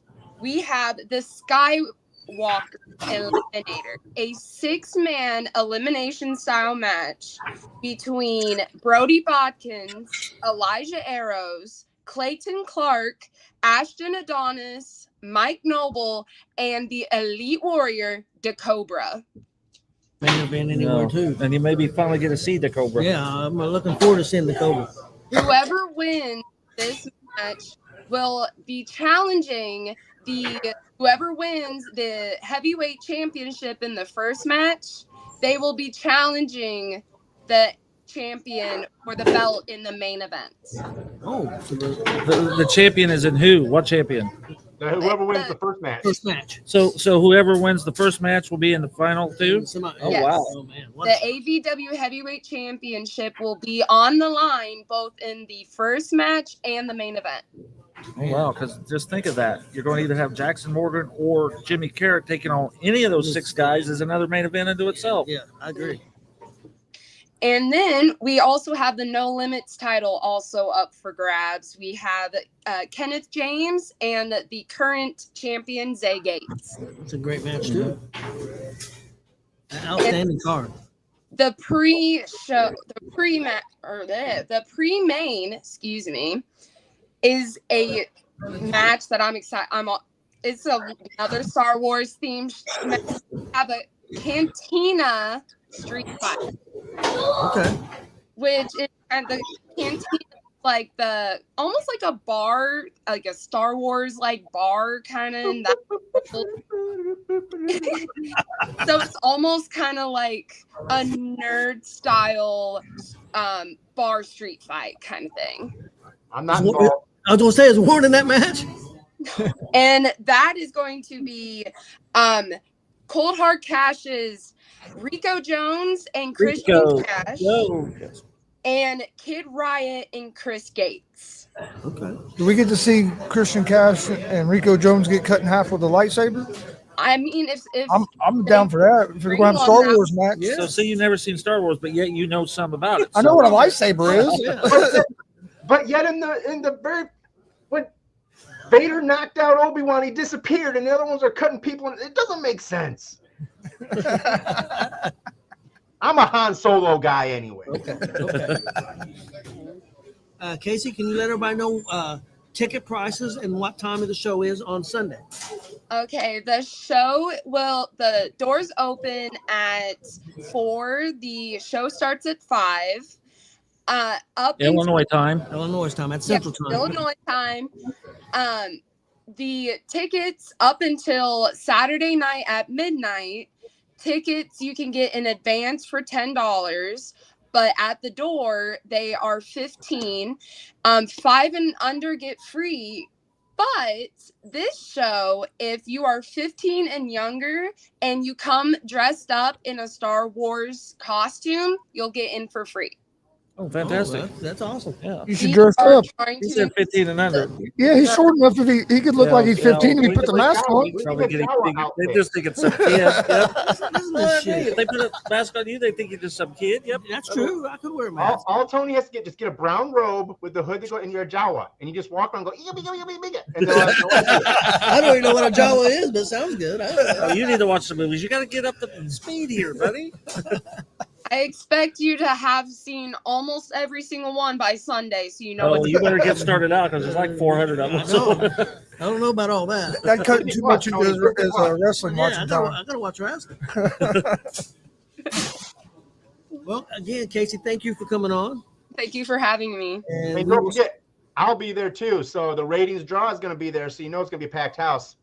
Okay. Yeah, it's packed the house. Have a great show. Everybody come out to Illinois and check this out. Yes. Thank you. Thank you for coming on. She took care of it for money and had to do it. Judy got you. Yes, she did. Marcus, we're ready for the Marcus Fine. No, what did Judy say? No, forever. Yep. No, Judy said Tony is Baby Yoda. Tony is Baby Yoda. That's it. That's it. The ears and yes, beautiful. What's Judy saying? Sorry, I screwed things up. You're fine. She said Tony is Baby Yoda. Baby Yoda. All right, here we go. I got some birthdays to cover for this week. One of the Gonzo'S, his grandson, his son, Austin Gonzo'S' birthday is tomorrow. Yes. If we want to throw it out there, Kelly and I, our son Aaron's birthday is tomorrow also. On Thursday, Stetson Winter's birthday. And on Saturday, Mrs. Miguel Murphy, her name is Brittany. Her birthday is on Saturday. So happy birthday to all of them. And anybody else has a birthday, happy birthday. I do not have any prayers or concerns. Anybody got any? Not that I know of. No. Also, we got Austin tomorrow, and Eli's birthday is on. We said Austin. Yeah, Eli's birthday's the next day, Wednesday. Oh, Wednesday, okay. And that's your cousin, right? Or No, Eli was. The one that used to run the camera for us? the one that knew how to run the camera at the Yeah. Cornfield Carnage. Actually, about the best cameraman we've had. I agree. I agree. Okay, Yeah. we got some results. Kelly and I attended 3 shows, and I got results from FEW. So here we go. WCW's April Reign took place at the Outlaw Arena Friday night. So Max Sterling defeat Will Asher. Jackson Morgan defeated Brody Botkins and Juan Sanchez in a triple threat match. Get this. Waterboy defeated Pogo. Pogo finally lost. Phoenix defeated Maliko and Mark Magnus in a triple threat match. He retained the WCW territorial title. New tag team champions, Zay Gates and David Light defeated the James Gang, Ruthless Domination, and Timmy Jackson and Andre Stray in a fatal 4-way elimination match. They're the new tag team champions. The James Gang were the first ones eliminated. And in the main event, Logan Myers defeated Mike Noble. He retained his WCW Outlaw title. Then we were in Crawfordsville on Saturday. I'm going to tell you a little story. We're all sitting there waiting on the ring to get there. Paffo's like, where's the ring? It's like, well, how would we know where the ring is? So he calls Joey, and Joey says, we got the ring set up over at the fairgrounds. We're waiting on you. He says, but the show ain't at the fairgrounds. The show's at the Armory. So Paffo's freaking out, runs out the back door, and they're pulling in the parking lot. So Joey got the best of him, which if Paffo had paid attention to what's going on, Joey's ring crew was out there in the parking lot just waiting on the ring to get here. So anyhow, it was very humorous to watch Paffo freak out. Okay, Saturday night again. NGW's Better Than Ever, 17-year anniversary show, Crawfordsville. Lawrence Pond Paffo did defeat our upcoming guest, John Downs. John Downs said, I quit, and the stipulation was whatever. If John lost, then he got to name a stipulation. Not John, but if John lost, Jason Levi got to name a stipulation in the main event. He said he liked the I quit idea. So they made the main event an I quit cage match for the title later that night. Ace Anderson defeated Nerd to retain the NGW Heavyweight title, and then turned around immediately and came out and defended his tag team championship with his tag team partner, and they defeated Zay Gates and Excalibur, and they are still the NGW tag team titles holders. Justin Myers defeated Chris Gordon. Jackson Morgan defeated Jeremy Hackley. Cecil Cerveza defeated Kenneth James via DQ. And we have a new heavyweight champion as Thomas Keith defeated Jason Levi in the I Quit tag team or the I Quit cage match. He is now the new NGW heavyweight champion, and we congratulate him on that. Then all of us, Kelly's over there, Warren, the 3 of us, was at Warrior Pro 43 featuring Enzo Amore yesterday, Danville, Indiana. Saw Scorpion defeat The Detail and Austin Ryan in a handicap match via DQ. Parker Sexton defeated Joe Jitsu. Savron defeated Dylan Dynamite. No, that's Dynamite Dylan. I always get that backwards. Dynamite Dylan. My match of the night, Elijah Arrows defeated Logan Myers. T.Y. Ice defeated Cecil Cerveza. He retained the Warrior Pride title. Main event, nope, not yet. Zach Nova defeated Juan Sanchez to become the new WPW 7-Eleven champion. Then Juan rolled Zach back up. He became the 7-Eleven title holder. Only to have Parker Sexton roll him up on the way back to the locker room, and Parker is, as of we know, the current WPW 7-Eleven champion. And then the main event, which was also very good, Buck Sexton, Brody Botkins, and Enzo Amore defeated Jeremy Hagley, Austin Ryan, and the WPW champion Jared Kripke. Chris, what was your match of the night for Warrior Pro? Who was there? Well, it was definitely on the second half of the show. It would have been either probably the main event. It's probably the main event.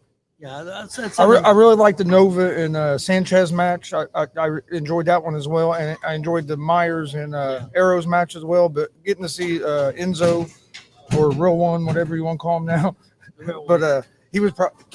I'd say the main event was probably my favorite. I'm going to go with that too, but I agree. The other two matches were really strong. Who was yours? Yeah, Kelly says the main event was hers as well. Yeah, it was a pretty good show. Yeah, it was a pretty good show. What about you, Warren?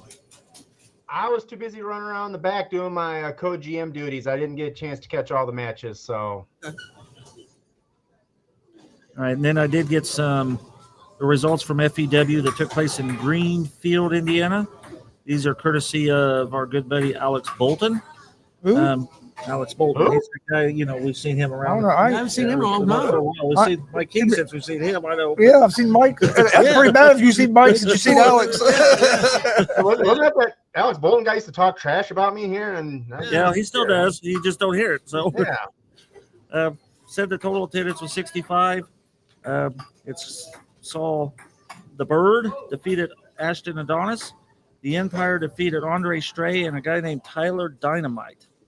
Jackson Morgan defeated Mitchell Taylor via DQ. Crystal Moon defeated Freya the Slayer.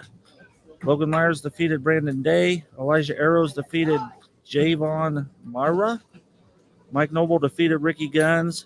And Jacob Rhodes defeated Book Hemingway. And I hear it was a very outstanding show. So a lot of good wrestling this weekend. I was going to see if we could get Terry on real quick. Okay. You want Terry Coons? You on? I'll get him. Yeah, we'll bring Terry on. Oh, I'll get him. Terry, get over here. Front and center. No, I don't care if you're eating or not. Get over here. Didn't he already walk past the camera? So, I mean, he's way over there feeding his face. He's like way over there. Yeah, he's over there eating. Well, if I knew our special guest was on, I don't think he's on yet. I told him 7:10, 7:15. I told him that time frame in there. So well, I know they want to bring the ladies coach on, so it's kind of okay. Well, she's eating too. Yeah, we'll figure it out. We'll figure it out here in a second. So again, we are down at Greek's Pizzeria in Muncie, Indiana for a dine and donate. And some of the proceeds from tonight goes to the Muncie Central Wrestling Group. So come on down, whether you carry it out, eat it here, have somebody bring it to you. Yep. Anything and everything until 8 o'clock. Been pretty busy. Yeah, they are. They got that other room pretty full. Yeah, we got people. We got kids over here playing ping pong. And, yeah, sounds like a little Forrest Gump. Yep. yeah, we're sitting right next to the ping pong table too, so we got a good view. We're waiting for Kelly to get smacked in the head with ping pong. Well, you said you guys did this one time in the ping pong ball. Oh, yeah, a couple years ago. She got the Yep, Kelly just got hit. Yeah, a couple years ago when the ping pong balls were coming over here on the table. That guy don't know about the Hall of Fame game, does he? Watch where you grab for the ping pong ball, buddy. Hey, now, what the hell is going on here? Oh, here we go.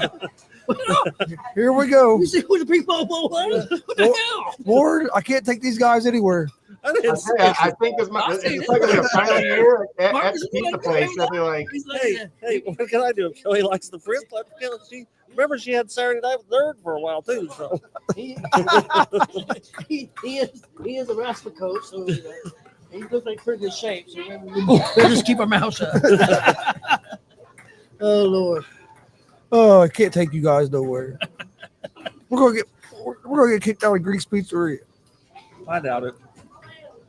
I thought we was going to do when we got here. Yeah, we about did. We almost wasn't welcome. That wasn't our fault, though. We was actually innocent on that one.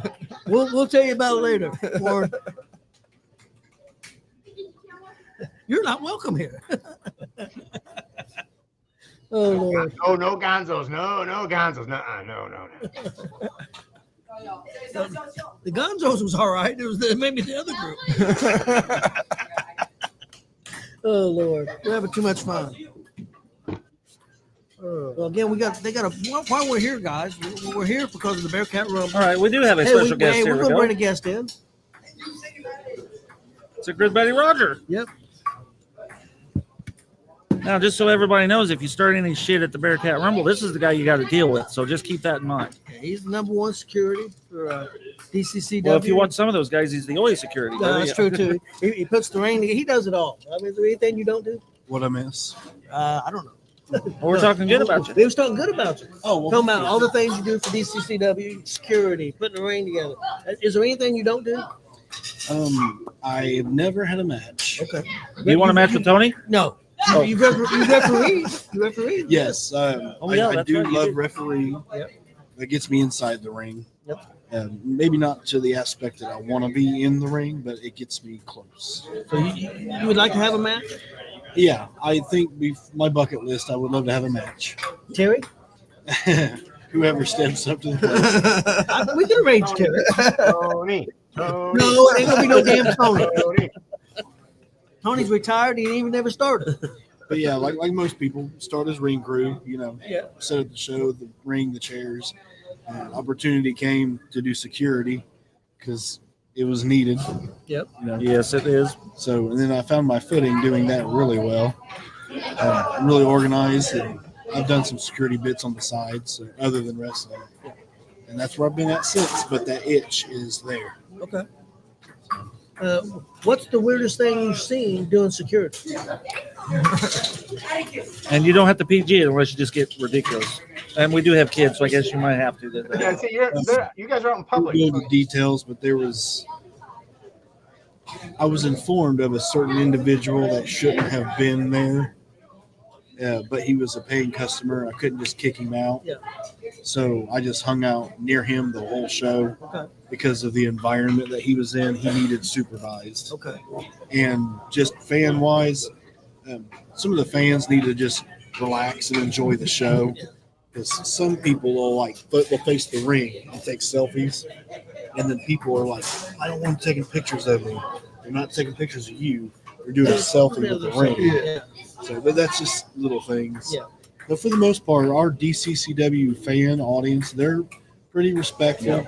They stay put. We don't have guardrails because we don't need them. No? Yeah, I haven't seen anything Yeah. happen at you guys' shows. Kids will get up and want to get near the ring, but who doesn't? I'm 41. I still want to get near the ring. What's been the best match you've seen in DCCW? Ooh, There's been a lot of good ones. yeah. Way back in the day, I mean, Dex would put on some barn burners, some really good ones.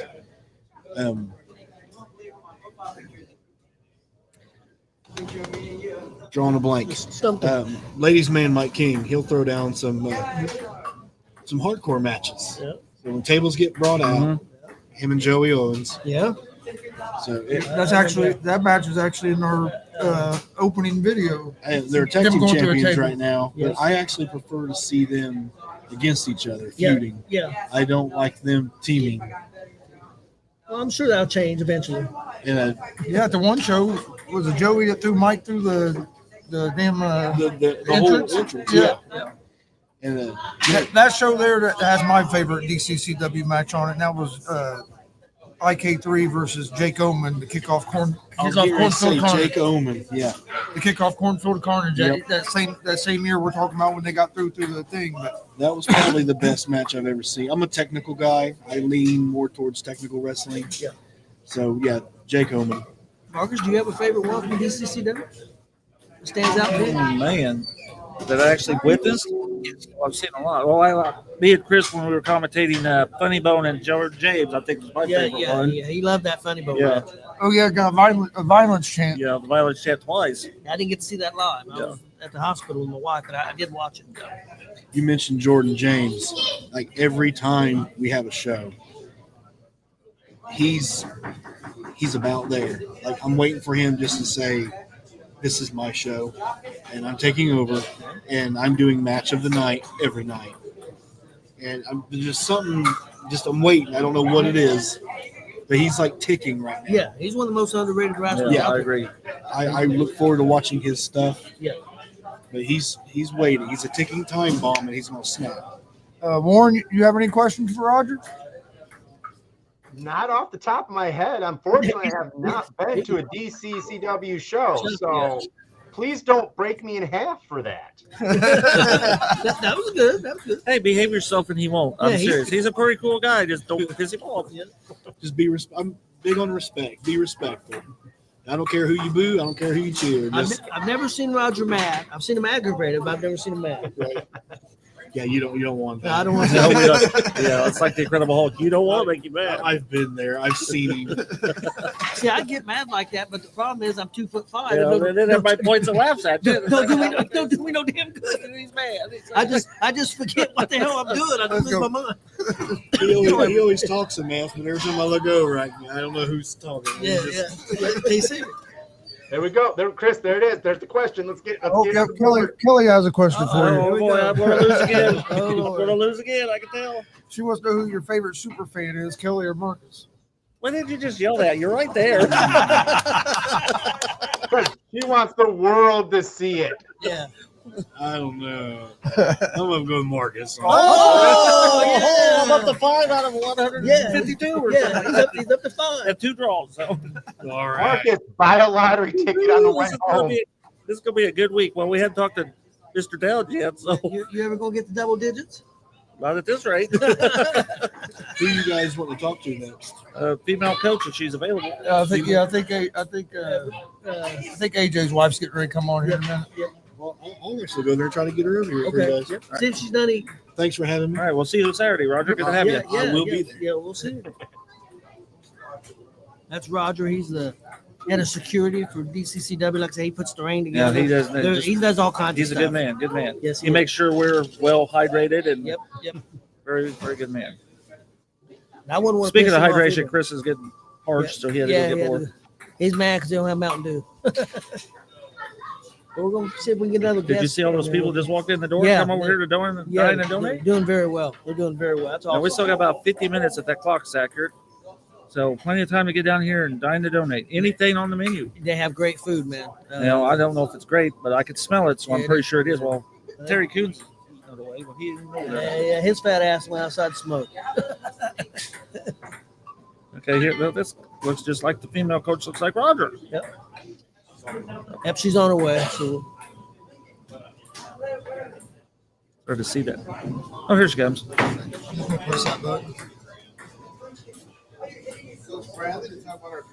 all right. Well, look, I think Chris we got back another. in. I think we Oh, we got have another. All right, Yeah, we come got on in another- here. He's just gonna press a button for us. All right. Okay. Okay. Come on in, guys.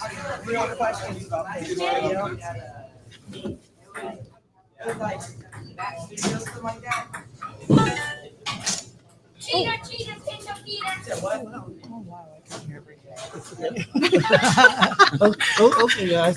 Can you introduce yourself, please? You go first. I am Coach Bradley, the other Coach Bradley. The better Coach Bradley? Definitely. The better looking Coach Bradley? Definitely the better coach. I am Jocelyn. Jocelyn. Okay. Oh, he was talking about you earlier. Okay, good deal. Yeah. How long have you been coaching the team? This was my 3rd year. 3rd year. Okay. And how long have you been wrestling? I've only wrestled for 1 year. For 1 year. What's your favorite thing about wrestling? It helps me build character. Is there anything you dislike about wrestling? No. Okay. The coach is right there. She'll tell you later. Yeah, she wants to say it for the coach. Yeah, Yeah. it's the coach. I don't like the coach. It's like What's been the hardest thing coaching? Coaching, I think, is just trying to bring all the girls together and trying to, with wrestling, there's so much of the trying to find a good partner. And we have, starting a new program 3 years ago, most of our girls had never stepped on a mat before. And so trying to teach them the fundamentals of just wrestling.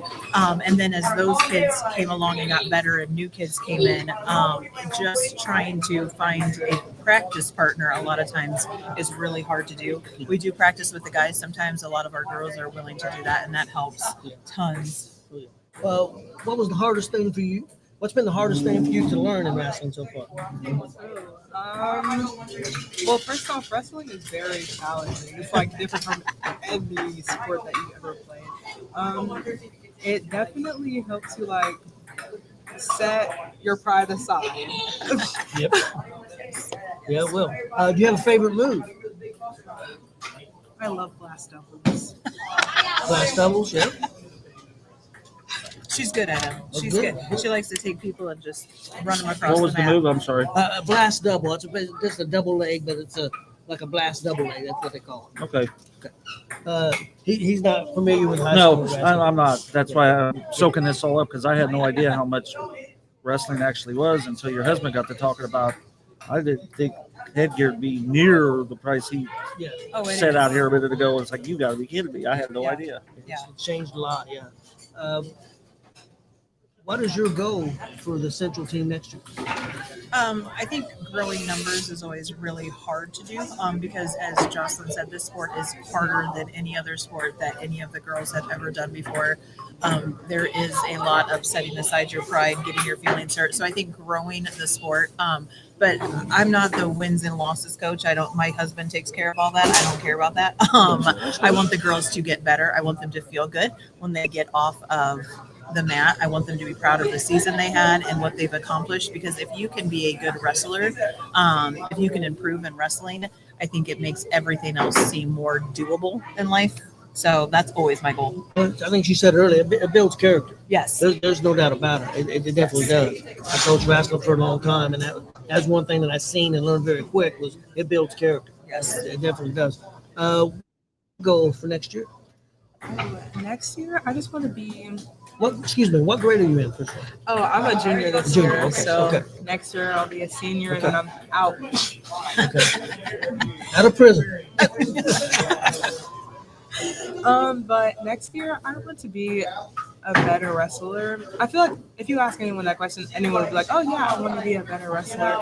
Not only like with technique or being a better teammate, but I would say overall, both of those things. Yeah, that's what we talk about, being a good teammate and everything. But wrestling is different. I mean, you want to be team oriented, but like me and AJ and everybody was talking about, when you go on that mat, you're by yourself. Yeah, it's a You very are. single. There's no one Ain't else no to blame. teammate. No. Yes, it's just you at the end of the day. If you do something good, you did it. If you did something bad, It you was did on it. you. It's your fault, Yes. not your teammate. Yep. Yeah, so I mean, it's very, like I said, it's very humbling. It definitely is. Well, thank you guys for coming on. Hey, thank you for what you guys do for us. We Oh yeah, appreciate yeah, it. we love doing it. After meeting you, I told the other young lady that I haven't been to any meets recently, but I will definitely come out and check you guys out next year. I want to see you wrestle, and I want to see her wrestle. Yes, So I will they're- definitely come out. I'll They're get game with, changers. It's yeah, fun stuff. I will get with AJ and find out the schedule, and I will come to some meets. Hurry. I promise. He's waving at you. Okay, Warren Warren. had a question. Yeah, I can hear you barely, but go ahead. Okay. Well, I just wanted to, I would say to the ladies here, we got a lot of people watching. Some may have daughters that, what would you say to these daughters to bring them in to say, here's why you should try it? Yeah, why should a girl, young lady, start wrestling? Well, first off, hey, I think it's always good to step out of your comfort zone. And I think the sport is just amazing overall. I never had a bad thought about anything, about like the sport, the team, anything. And you meet new people all the time, and I think it's just great. Just, hey, try it. I would really, definitely. But I think, the best thing to do is find a little youth club. Like if you have a young daughter who's interested whatsoever, find something that's kind of cheap, get her on the mat. It teaches so much body awareness so that even if they don't end up loving wrestling, they learn how to use their body, they learn how to use their hips, their core, which translates to every other sport they could possibly want to do. And it's a lot better right now because they're actually girls teams in high school. Yes. Back when I started coaching in 1989, I had girls that wrestled, but there was no. Yes. They wrestled boys. And our girls only wrestle in high school. They only wrestle other girls too. And so for a lot of parents who are worried about that, girls only wrestle girls. There were some girls who were grandfathered in who are allowed to wrestle the boys because they're just at a different caliber. But they're wrestling girls. And so, I mean, the sport has grown so much. Do you remember what the numbers were for this year? I do not know that. I know it's up pretty good. Yes. Well, this was the first year it was an IHSAA sanctioned sport. And Yeah. so that in and of itself, we had more this year at Central, had some home things. So it makes it easier for people to come and support us too, because we have a lot more home things or close things. Before we were driving 2-3 hours all the time doing stuff. So And do you have issues? I mean, do you travel with the guys? No, there were sometimes in years past there have been meets where or tournaments where the guys and girls are both on the same. Okay, have you gone to a school that didn't have a girls team? That's where I was going with that. Yes. So, but the girls anymore they cannot wrestle, and so if we do duels, they have to have a ladies team, and so that has changed here. That was a big change, and so girls could not go out like the previous season. Some girls who moved up to the boys team after our season. Our season ends a little bit sooner to go to sectional to help fill their roster. That just wasn't allowed this year. So yeah. Good deal. Warren, you got anything else? No, that's all. Good luck. Good luck when your upcoming season. Yep. Thank you. Thank you guys I for coming appreciate on. it. Wishing us good luck. Yes. Yes. Good Outstanding. luck. And I will be at a meet, I promise. We'll see you there. I don't care about AJ's wrestling. I'm for all women's wrestling now. Hell with the boys. We have way more fun. Thank you guys. All right, somebody want to round Chris back up? Yep. Here. Kelly's going to order around 10 till. Okay. Put on there what you want. That way we'll go eat dinner with you guys. Okay. Large. We'll get it in before the large extra cheese, hand toss. Oh, we got more? Oh, we got somebody else going to come over real quick. Okay, Right. come on over. Come on over here. Wherever you want to sit. Okay, you can sit on that Well, one. him put the headset on, sir. Put that on. He turned on me last year. He went heel. Yeah, he went heel last year. Can you tell everybody your name? Atticus. Atticus Bradley, correct? Yeah. Hey, we seen you in the ring last year. Okay, I remember Atticus. Yes. Atticus wrestles boys wrestling here in the state of Indiana and his age group stuff. But he also wrestled in a DCCW ring last year at the Rumble, and also turned on his dad last year. Yeah, I remember. That's how I remember you. Good job, man. He's a heel. How old are you, Atticus? 9 about to turn 10. Okay, I've never known a 9-year-old heel before. I've raised a couple, but I never knew. I got a 45-year-old heel and a 42-year-old. Okay, but Atticus, what do you love about wrestling? The kind of wrestling where you're wrestling yourself first. Unlike No, not the Rumble stuff, like the high school wrestling. it's just fun. Just fun. Like doing it. You like practicing? Yeah. Okay. What do you like about doing the Royal Rumble and that kind of wrestling? Kicking your dad's butt? Yeah. Okay, yeah, that makes sense. Do you have a favorite wrestler like in WWE or any of that kind of wrestling? No. Nope. Okay. Do you not watch WWE and any of that? Nope. Nope. Do you have a favorite wrestler that you've seen at DCCW? Nope. Nope. Nope. Okay, well, that covered all that. See, you're supposed to say your dad, but Nope. Nope. Well, you give the thumbs down too. You're on a losing Hey, streak. you're the one who wanted us to talk Yeah, to you're him. the one who put him over here. He's definitely a heel. Yep, they turned him. We've already got his t-shirt. His t-shirt's just gonna be nope. Nope. Yep. Nope. Yeah, I bet he can sell them too, that'd Warren. Be, that'd be a good shirt. He should just get a shirt that says nope. Nope. You should have them made for Saturday. Well, thanks for coming on, buddy. Okay. All right, We'll touch base with you in a few years and Yeah. see how you've progressed. yeah, So, yeah. Well, we may see him in the ring Saturday. yeah, that's true. But he's a heel Are Saturday. you so planning on getting the ring Saturday? Yeah. Okay, he's going to be there Saturday. I think your dad wanted a rematch. So yeah, you better be there. everybody come out Saturday and see Atticus at the Bearcat Rumble. I'll beat him again. He's going to beat him Yeah, I again. know. There's no doubt in my mind. And if you need a little help, she's got the Hall of Fame cane. Yeah, she's got a cane that she'll let you use. Let her just hit it. And she'll let you use it on him. See? She's a heel too. So She is a heel too. That's true. Thank you. Yep. Thank you. Buddy. Thank you, buddy. Okay, guys, just bring our special guest for rapid fire. Rapid fire. I'll go ahead and write that down in just a second. Kelly will order quick. Is he on there? He is on there. Look at him. There he is. Hello. Oh, hold on. I got to tie my flip flops real quick. Oh, look there. Yes, we will talk about that. Made my night.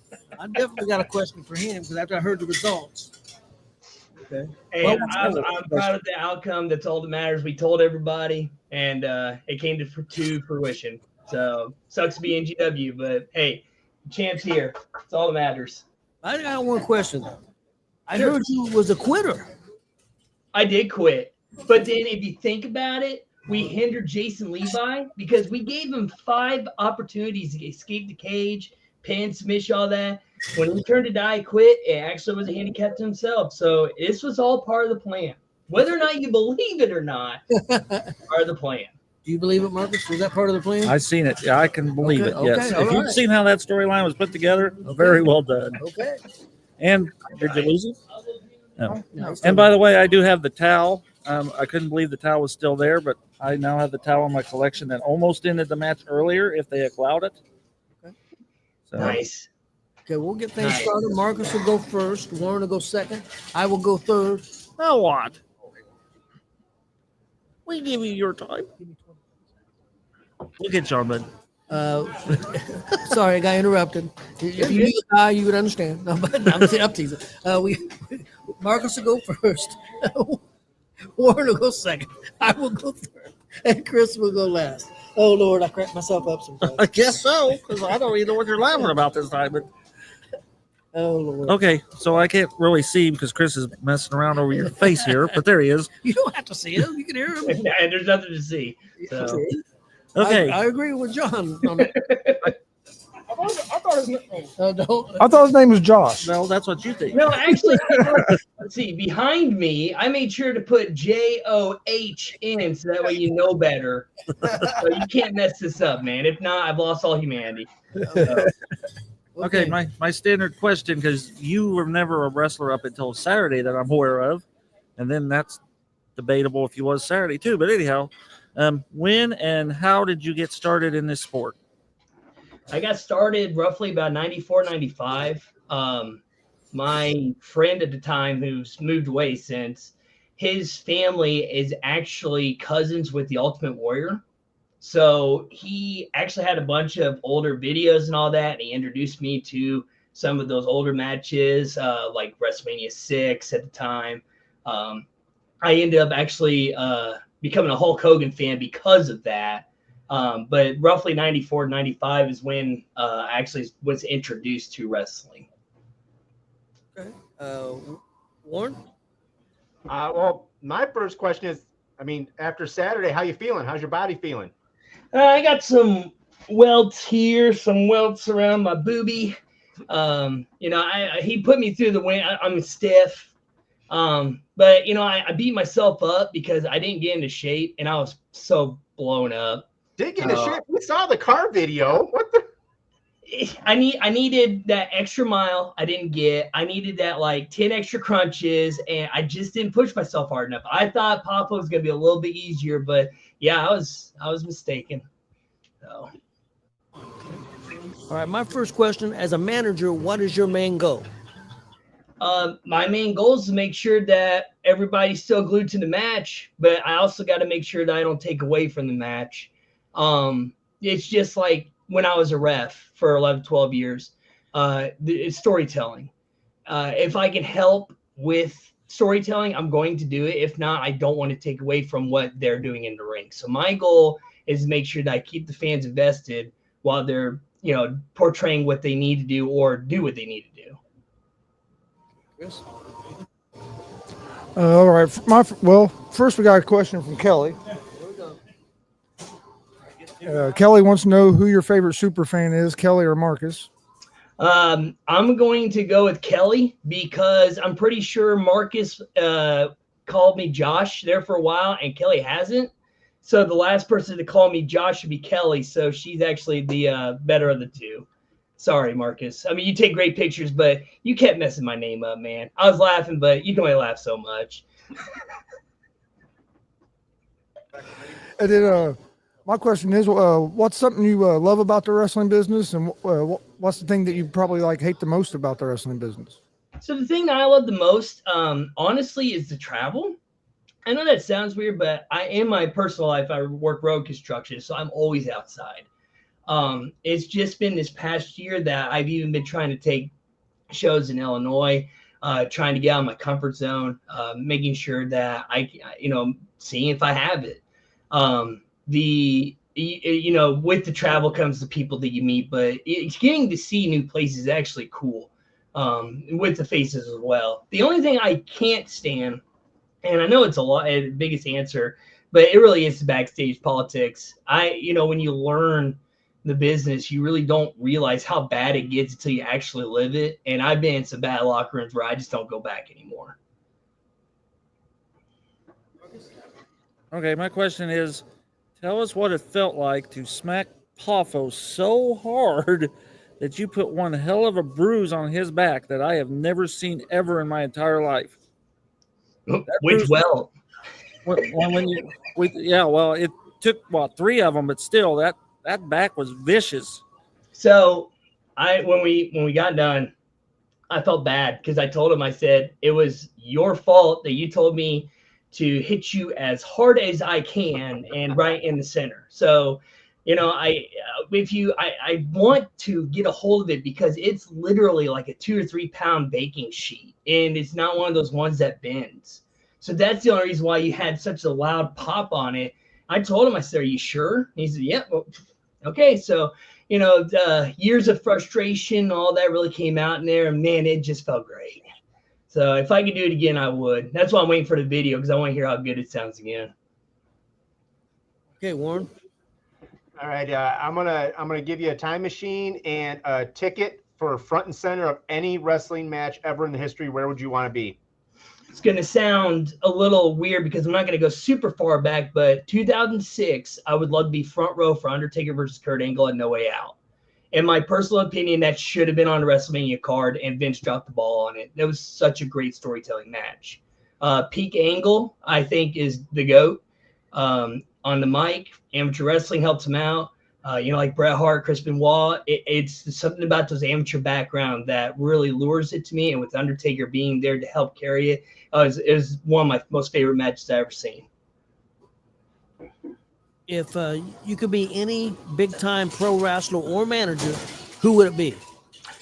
I gotta be Jim Cornette. I gotta see how far I can push the buttons on this, not only with the canary tops and the suits and all that, but you saw me with the baking sheet. How much damage would I do with a tennis racket? So I would love to be Jim Cornette for a day. And his what the vernacular or whatever those big words he uses makes me sound better. So I would definitely be a Jim Cornette for the day. All right, we have another question out of the comments from Justin Danger. He wants to know, where all have you managed? Let's see. I have managed WCWO. I have managed NGW, BMFX, ADW, and I have also managed. Actually, that's it because that'd be reffing. So those 4 places are the current places I have managed so far, with some supposed opportunities coming up within the future months of going outside of Indiana again. We'll just see what happens, though. Are we back to me? Yep. Okay. Tell us how you transitioned from referee to manager, because you refereed for a long time before you transitioned into manager. So back in 2014, you may remember this. If not, once I get going, you probably will. We're doing the shows at the Beehive. This was like Tommy Gage days back then, like Lance Story, all that. And I was taking my bumps and I messed my neck up. And that was when I said I couldn't be a wrestler. I was going to be a ref, so I'll just keep reffing. So I ref from 2011, 2012. I finally got my neck fixed in 2020, and I got the Peyton Manning surgery done with the screws and plates and all that good stuff. They said I can go back to doing what I was doing, which was the reffing and not the wrestling portion of it. And I just said, nah, I'm going to take some time off. Well, no more than when I stopped reffing 2 months later, Brian Smith from BMFX got a hold of me and wanted to see if I go ahead and manage at BMFX. And I got to actually choose 2 people of my choice, which was Gideon or John McDaniel and Eric Dillinger. And that's when I came back. So I tried taking an extended leave because of my neck surgery, but I came back 3 months later. So I was kind of forced into it, and I haven't looked back since because I've had a blast since this. So if it wasn't for Brian, I would not be a manager right now. Okay, Warren? We've talked in the past and sort of iron sharpens iron type thing. What is some of the biggest challenges you found of being a heel manager? What I can say and where I need to be at are the two biggest challenges. It's easy to go to, like, let's say an AVW outdoor show and you could be non-PG, and then you go to NGW and you realize you have kids there. You want to push the button because you want the excitement or you want the unknown, but you also have to understand too that promoters and all that sometimes just can't do that. So I lost my train of thought. What was the question at the end of it? Just the biggest challenges as a heel manager. Oh yeah, and then being in position when it's a lot of people talking to back, talking to front. A lot of times you got the people who just say look for the 3 count, and you got other people back there to say you need to be here and there. It kind of goes back to learning your positions with reffing. You just put yourself in the right spot, just stay out of their way. But here for a while, when you got something coming up, it's hard for me to be in the spot where I could be pandering to the crowd, but I need to get ready for what they're about to do next. So being in position is kind of tough work too. If you could be any other independent wrestler or manager in Indiana, who would it be? I would say he probably get it all the time, but Eric Dillinger. I gotta give him credit that he knows how to put on a match. He knows how to work. I can at least say I managed him. It was fun. Guys willing to learn. And so student of the game, that's honestly who I would be. He's had so much success that I would be lying if I said I wasn't at least a little envious or jealous. I wouldn't mind, being in that same position, but I'm sure a lot of people are like that, and he deserves every little bit he has. So. Chris? What was your match the other night? Was that the first match you've had, or did you wrestle before you hurt your neck? So I never wrestled before my neck. The 6-man tag would be technically my first match. But in a one-on-one, this one with Pafo this past weekend was my first singles match ever since I started wrestling in 2011. Okay. Well, you took Thomas Keith to the gold on Saturday. Who else have you taken to the gold? Let's see. Thomas Keith, because he had the Hoosier State and he had that. No one else. I'm trying to work on it. I originally had Gideon, former champion. He retired. Then I had Jackson. Still have Jackson. We're trying to get him lined up. Trying to figure out what's going on with Hadley. Since we're leaving that hanging for the time being, since nobody knows what's going on with him other than me and him. And then Thomas, and that's really the only people that. Oh, and Eric Dillinger, but I didn't manage him to a title. So really, I've only managed like 4 or 5 people so far. Warren? Was there ever a time that a fan got the better of you? Because I mean, you're a really great talker. Has there ever been a time where a fan got the better of you? No, because anytime a fan gets under my skin, I just walk to the other side of the ring. Let him just, okay, do you feel good about yourself? And the thing is, like, if they do get under my skin, I still feel like I'm doing my job, because if you're mad, I'm doing something right. So, but yeah, just go to the other turnbuckle. I'm not going to start shit with you. No. So I'll just walk the other side. Favorite food, favorite music, favorite movies, and favorite TV shows. Favorite food, I like mac and cheese with hot dogs. It's like my go-to, and I know how to make it, so it's definitely my go-to.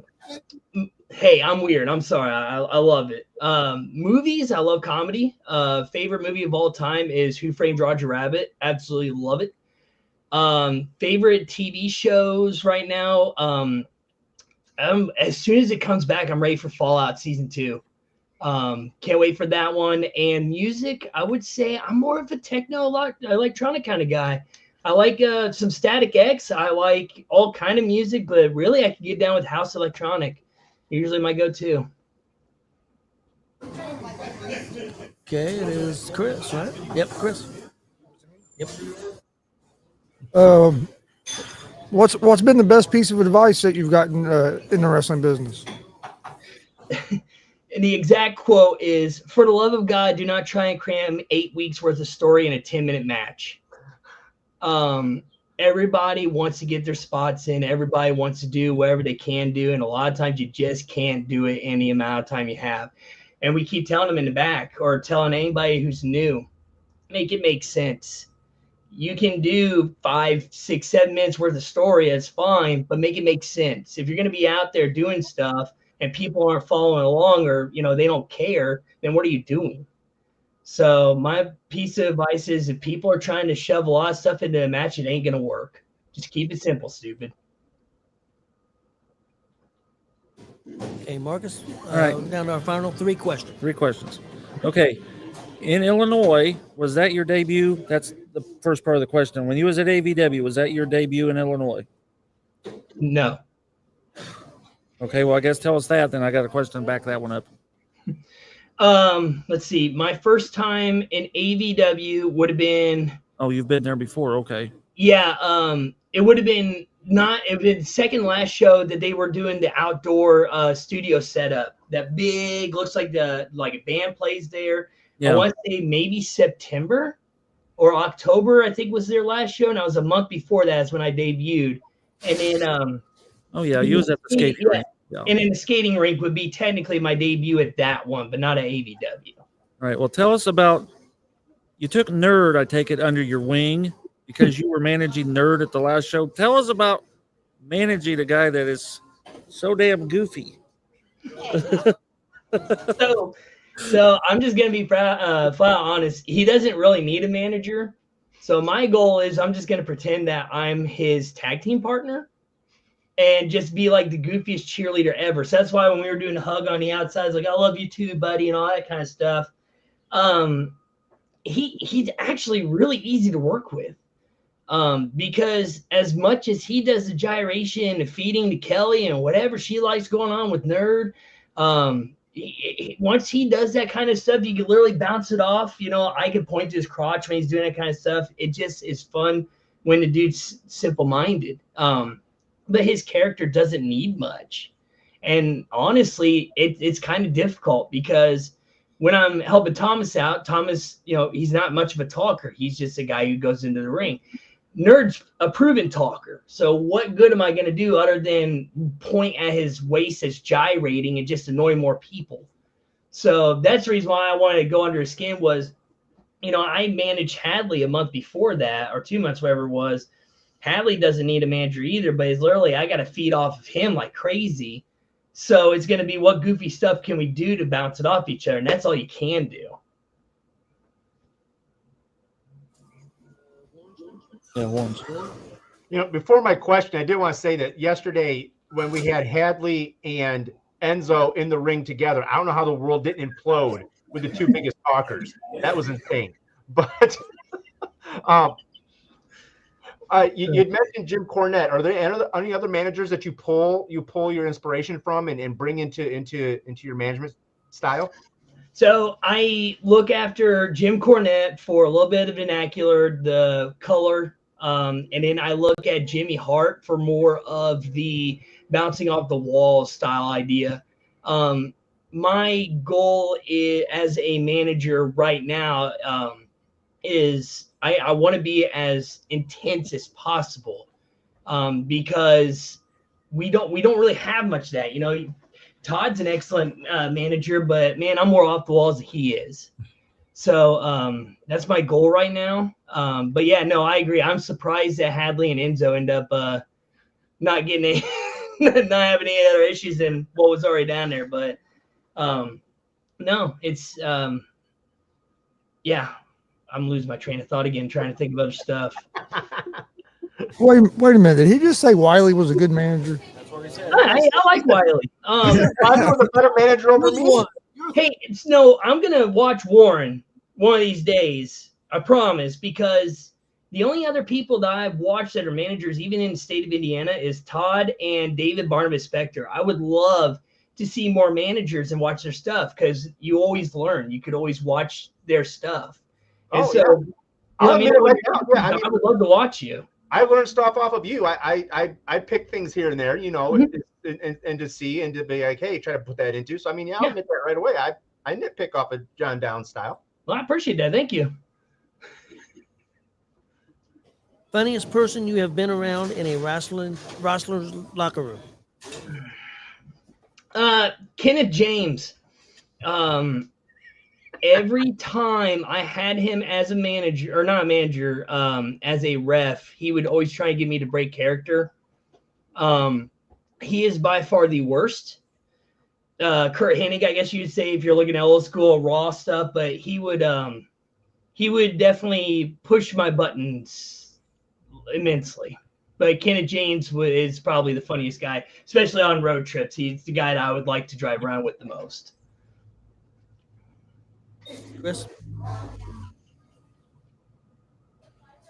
Sorry, I'm trying to mute the mics when we're not talking to get some of the background noise out. What's been the biggest crowd that you've had the chance to manage in front of? The anniversary show was a good sized crowd, but I'll be honest with you, as a whole, WCWO, that was the first time ever I had been to a Comic-Con for it, and I would be lying if I said I didn't have butterflies or the jitters when I first had my first match down there, because it's nonstop crowd. Even the one sitting there, you go out like an hour later and it's a different crowd, and it's a bigger size. So I would say as a whole, the WCWO crowd is the biggest crowd I've ever been around. All right, we got 2 left. Who do you want to manage on the independent scene that you have not yet? Anybody? Ooh. I would like. Ooh. You know what would be interesting is I would love to manage the Cobra. And the only reason why I would say that is I literally watched him go against IK3 for what you guys thought was their best match that they had. Who wouldn't want to be a part of that?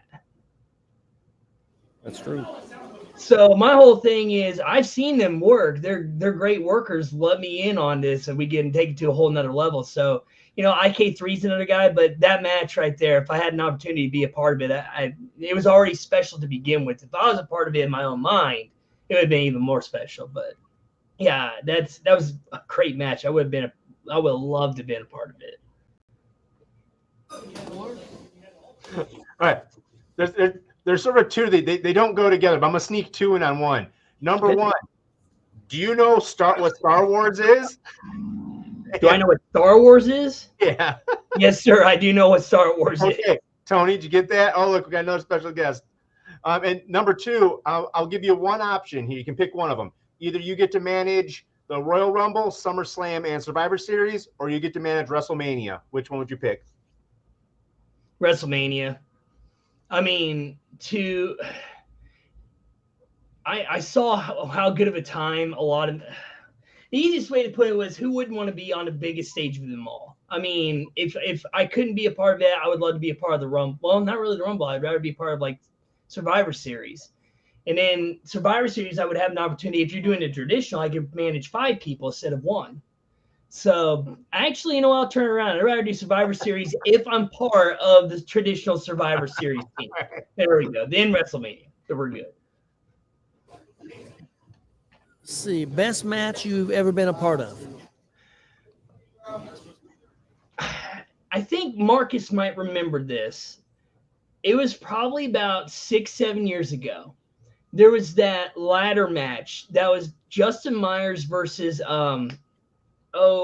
Mean Mark Vandy. Oh yeah.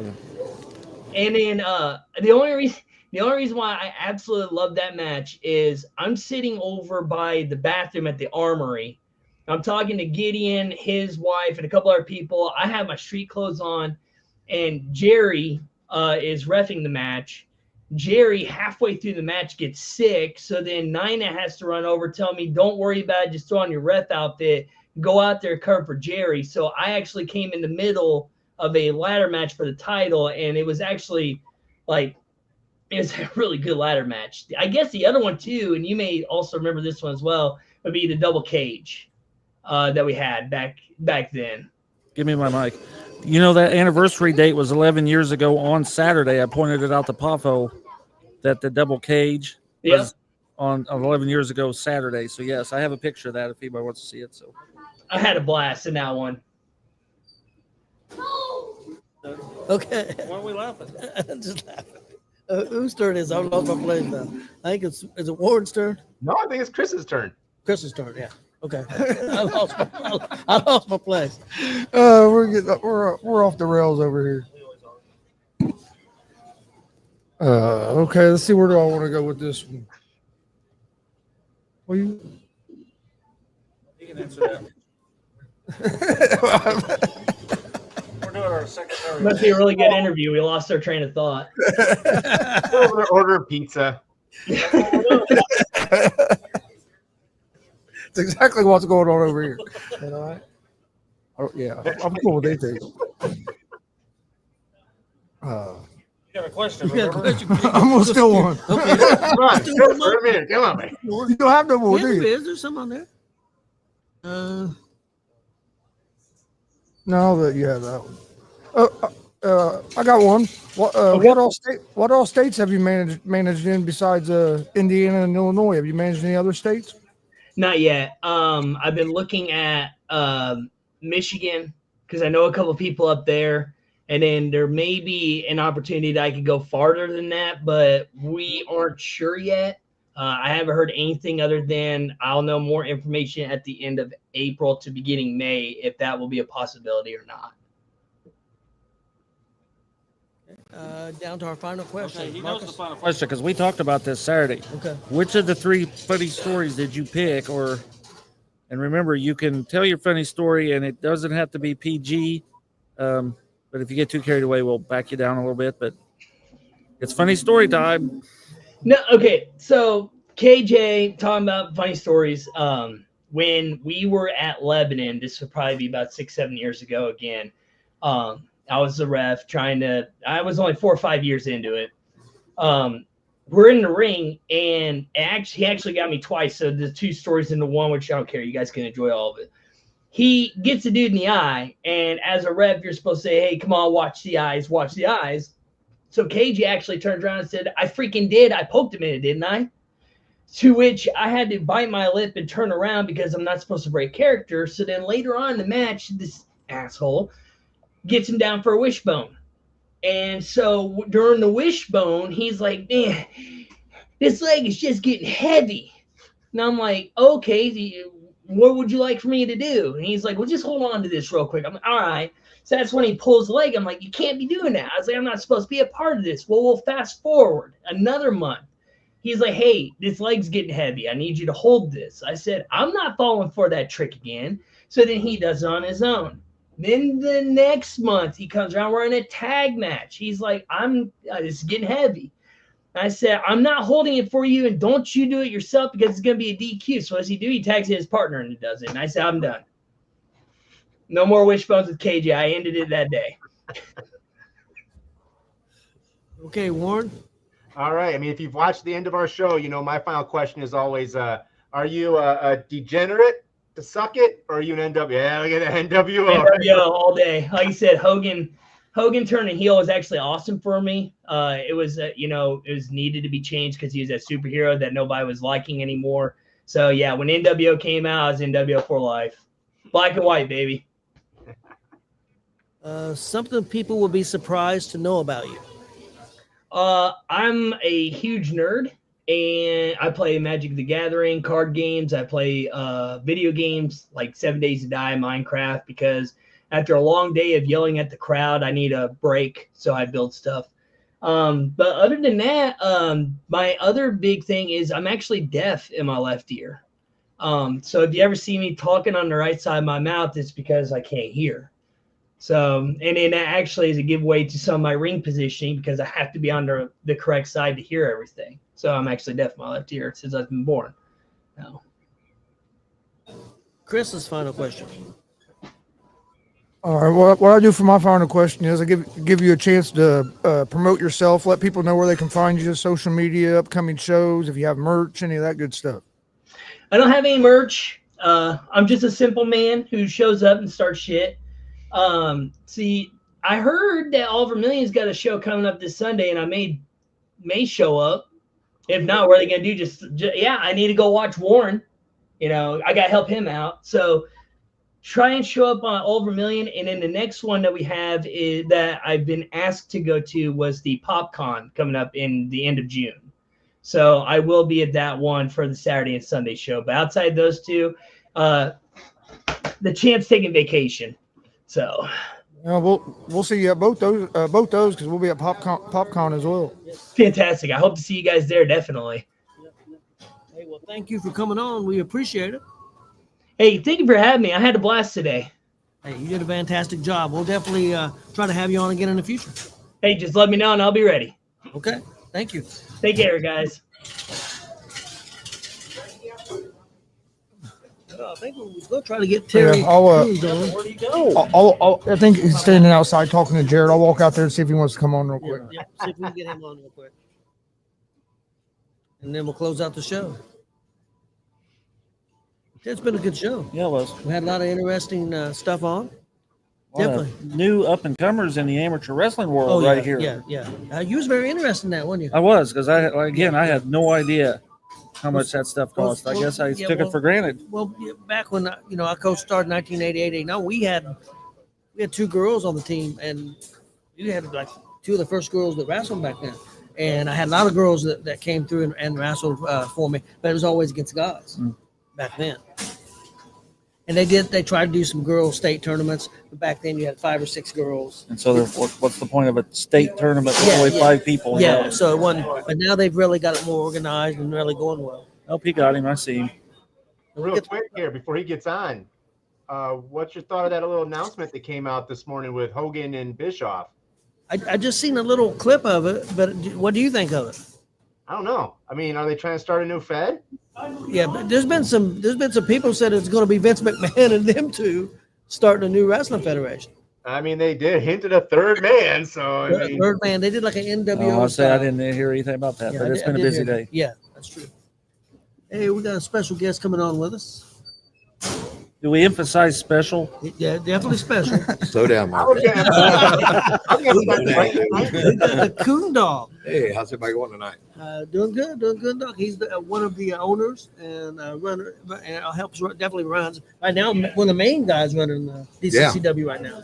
Yeah, my partner, he's kind of doing some other things on the side, so I've been like 80% of the head right now. Well, before we get started, your last show you did very well. I appreciate that. We've been talking about that for a while, so you did very well. That means a lot to me, Marcus. Joey pulled me aside. A couple other people pulled me aside and said, Terry, you did good. Yeah, I think you did well. I was expecting a little bit more on attendance, but with wrestling, it's hard to tell. You can have one person, a million people. You know what I mean? It means a lot, Marcus, and you guys. I think you did good. You excited for this Saturday? I'm excited, and I think it's going to go well. But there's one thing I really want to address, especially with you. Okay. You and you. Oh, yeah. No offense, Marcus. Okay. Have at it. Get up. I'm struggling a little bit with because I've been really promoting it, but I'm wanting to really promote the 1975 state champs. Okay. With the 90 state champs. Okay. So I talked to Jigger. I know your brother Paul. Yeah. Yeah, I don't know if you spoke to him. I spoke to him. Nobody got a hold of him or anything yet. Can you do that for me? I can do that. Okay, but if he knows people, that's Okay. what I'm asking. Okay. And you as well, because I know you dealt a lot with. Like AJ said, like Tony would be out of town that weekend. Okay. What time would you want them there? Probably 5:30. 5:30. Yeah, Okay. and then we can put them in the back. Oh, you know. I know what you mean. I know what you mean. Yeah. I will get a hold of Somebody my puts brother. baby in the back. Yeah, that's But I another mean, story. And that's the big thing, man. A lot of people don't realize that, and I think it's very underrated. You being a Southside alumni wrestling, your brother. A lot of people don't recognize that. Which 75 was a big year. Oh yeah, it was. I mean, actually 75 till they closed. I mean, Muncie South had a hell of a wrestling team. What? You were part of it. Everybody was. Terry, do you remember that Muncie Northside? Yes. Won state 1974. Yes. That was with Bud Palmer, I believe. Yes. Yes. A lot of people don't realize, like right now, the hotbed of wrestling is like Brownsburg, Center Grove, that Indianapolis area. But used to the Central Indiana area right here in Delaware County was one of the hotbeds with Central North Side, South Side, Delta, and Yorktown was good for got good there for years. I mean, we around here used to be Yeah. the top. We're still pretty strong, but Yeah. right now Brownsburg and Center Grove has kind of Yes. took over. They used there for a while. I don't know how many they got, but it was Evansville, Mater Dei. Mater Dei. They were dominant. Yeah. You know? Yeah, Brownsburg had 11 in the finals this year. Yes. Well, You remember? I'm. Go ahead. Oh no. You remember Ricky? Was that Brownsburg? The two guys that wrestled in the state finals the year Jacob Gray won. It was Ricky from Brownsburg and another gentleman that placed the both. Ricky was the big guy. I know who you're talking about. He was moving real quick in his match. Yeah. You know what I'm talking about, right? Yeah. But he was a Brownsburg guy. Yeah. But yeah, I mean, and going to it from 1974 to I would say 90, 91, 92. Like I agree with Chris. It's Muncie South, Delta, Muncie North side. Yeah. They were so predominant. Yeah. Them and you had Evansville, Mater Dei, and Belmont. Yeah. Yes. I mean, they used to have a tournament Called Indiana's Yeah, Best. Indiana's best, and it was those schools. Yeah. I actually got to wrestle in it when that tournament kind of started to fade away. Yes. What did you start saying, Marcus? I was going to say, we had a guy from Frankfurt, Elijah Anthony, who went to the Yes. state 2 or 3 years in a row. That kid was unstoppable. And see, and just now you say that, but how many people know that? Now they know Mason Parrish. Yeah. You know, they know the kid from Penn State. Yeah. What was his name? Uh, He wrestled. He got state championship. Silas Hallred's another. oh, What's his name, dude? Brownsburg, Evansville, Mater Dei. Yeah. Lee, Nick Lee. Nick Yeah, Lee. Lee. I was thinking the last name Lee. Let's see, I like- was going to say beat Sage. Yeah. He made me, I looked stupid that night because I was arguing with a guy from Evansville that Sage was going to beat Lee, and Lee destroyed him.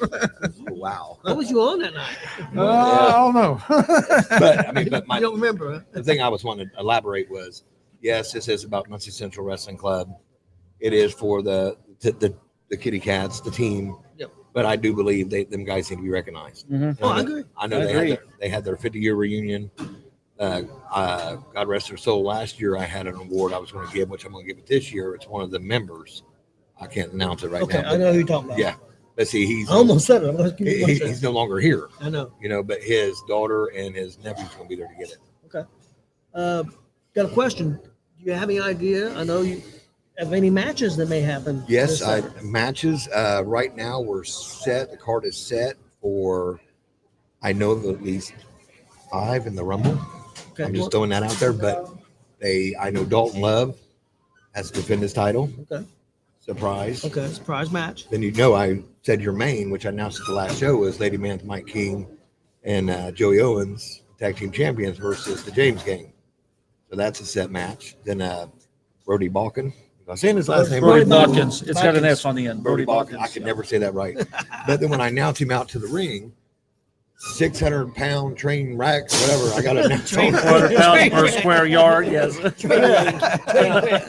And I always mess it up, dude. Train wreck's pretty accurate. but you got to love me, dude. I'm trying. You know what I mean? But then, you know, but I mean, then we got the Rumble. I'm estimating 25 people. Okay. And there's a lot of huge people nobody knows even going to be in that. Some past people, some new people. It's going to be a big surprise, but guaranteed the tag team championship, the United States championship, and the world championship will all be online that night. Okay. That's awesome. So Sounds good. are you guys going to be in the house? We will be Absolutely. Marcus, you will be there. I'll be there. And Miss Kelly Fine going to be there too. She has to. She's my driver. If she's not there, somebody's got to come get me, and it's a way away. So Yeah. And Bobby will be in the house. I was going to ask you that next. How's you doing? Good. Doing good. That's good. We're good. Okay. How you doing, Chris? Doing pretty good. Doing good. Doing good. You good? Yeah. And I don't know if you haven't got to got to meet our other. He's one of our partners here at GWR now. That's Warren, and this is Coondog. Hey, Warren, how you doing? I think We'll get him down here to the DCCW show one of these days. He lives a long ways away. yeah, he lives almost in Illinois. So Oh wow, that's pretty far away. Yeah. But Not that I don't want to go. I'd love to go. Just a long trip. we're still friends, bud. You don't got to lie to me. It's okay. Bud.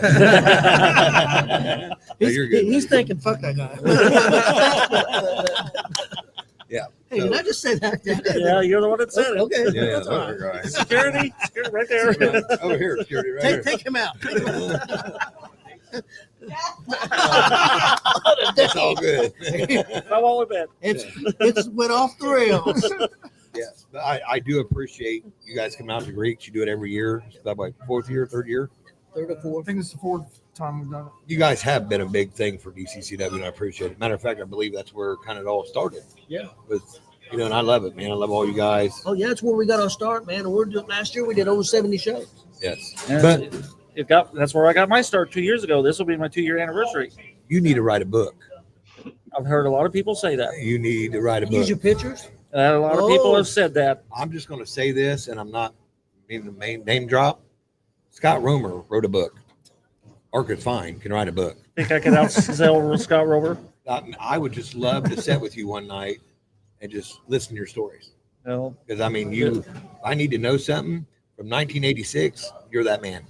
I mean, I don't know about that far back, probably. 82. Now, take it easy. I have to ride home. Don't give him a big head. His big head won't fit in the car. We can move over. Yeah, I got a lot of knowledge. A lot of history. But I mean, it's real. Tony, you too. This dude will walk up to me anywhere and be like, "You remember Eddie Guerrero in 1992 when he was fighting on him?" Kelly hates it.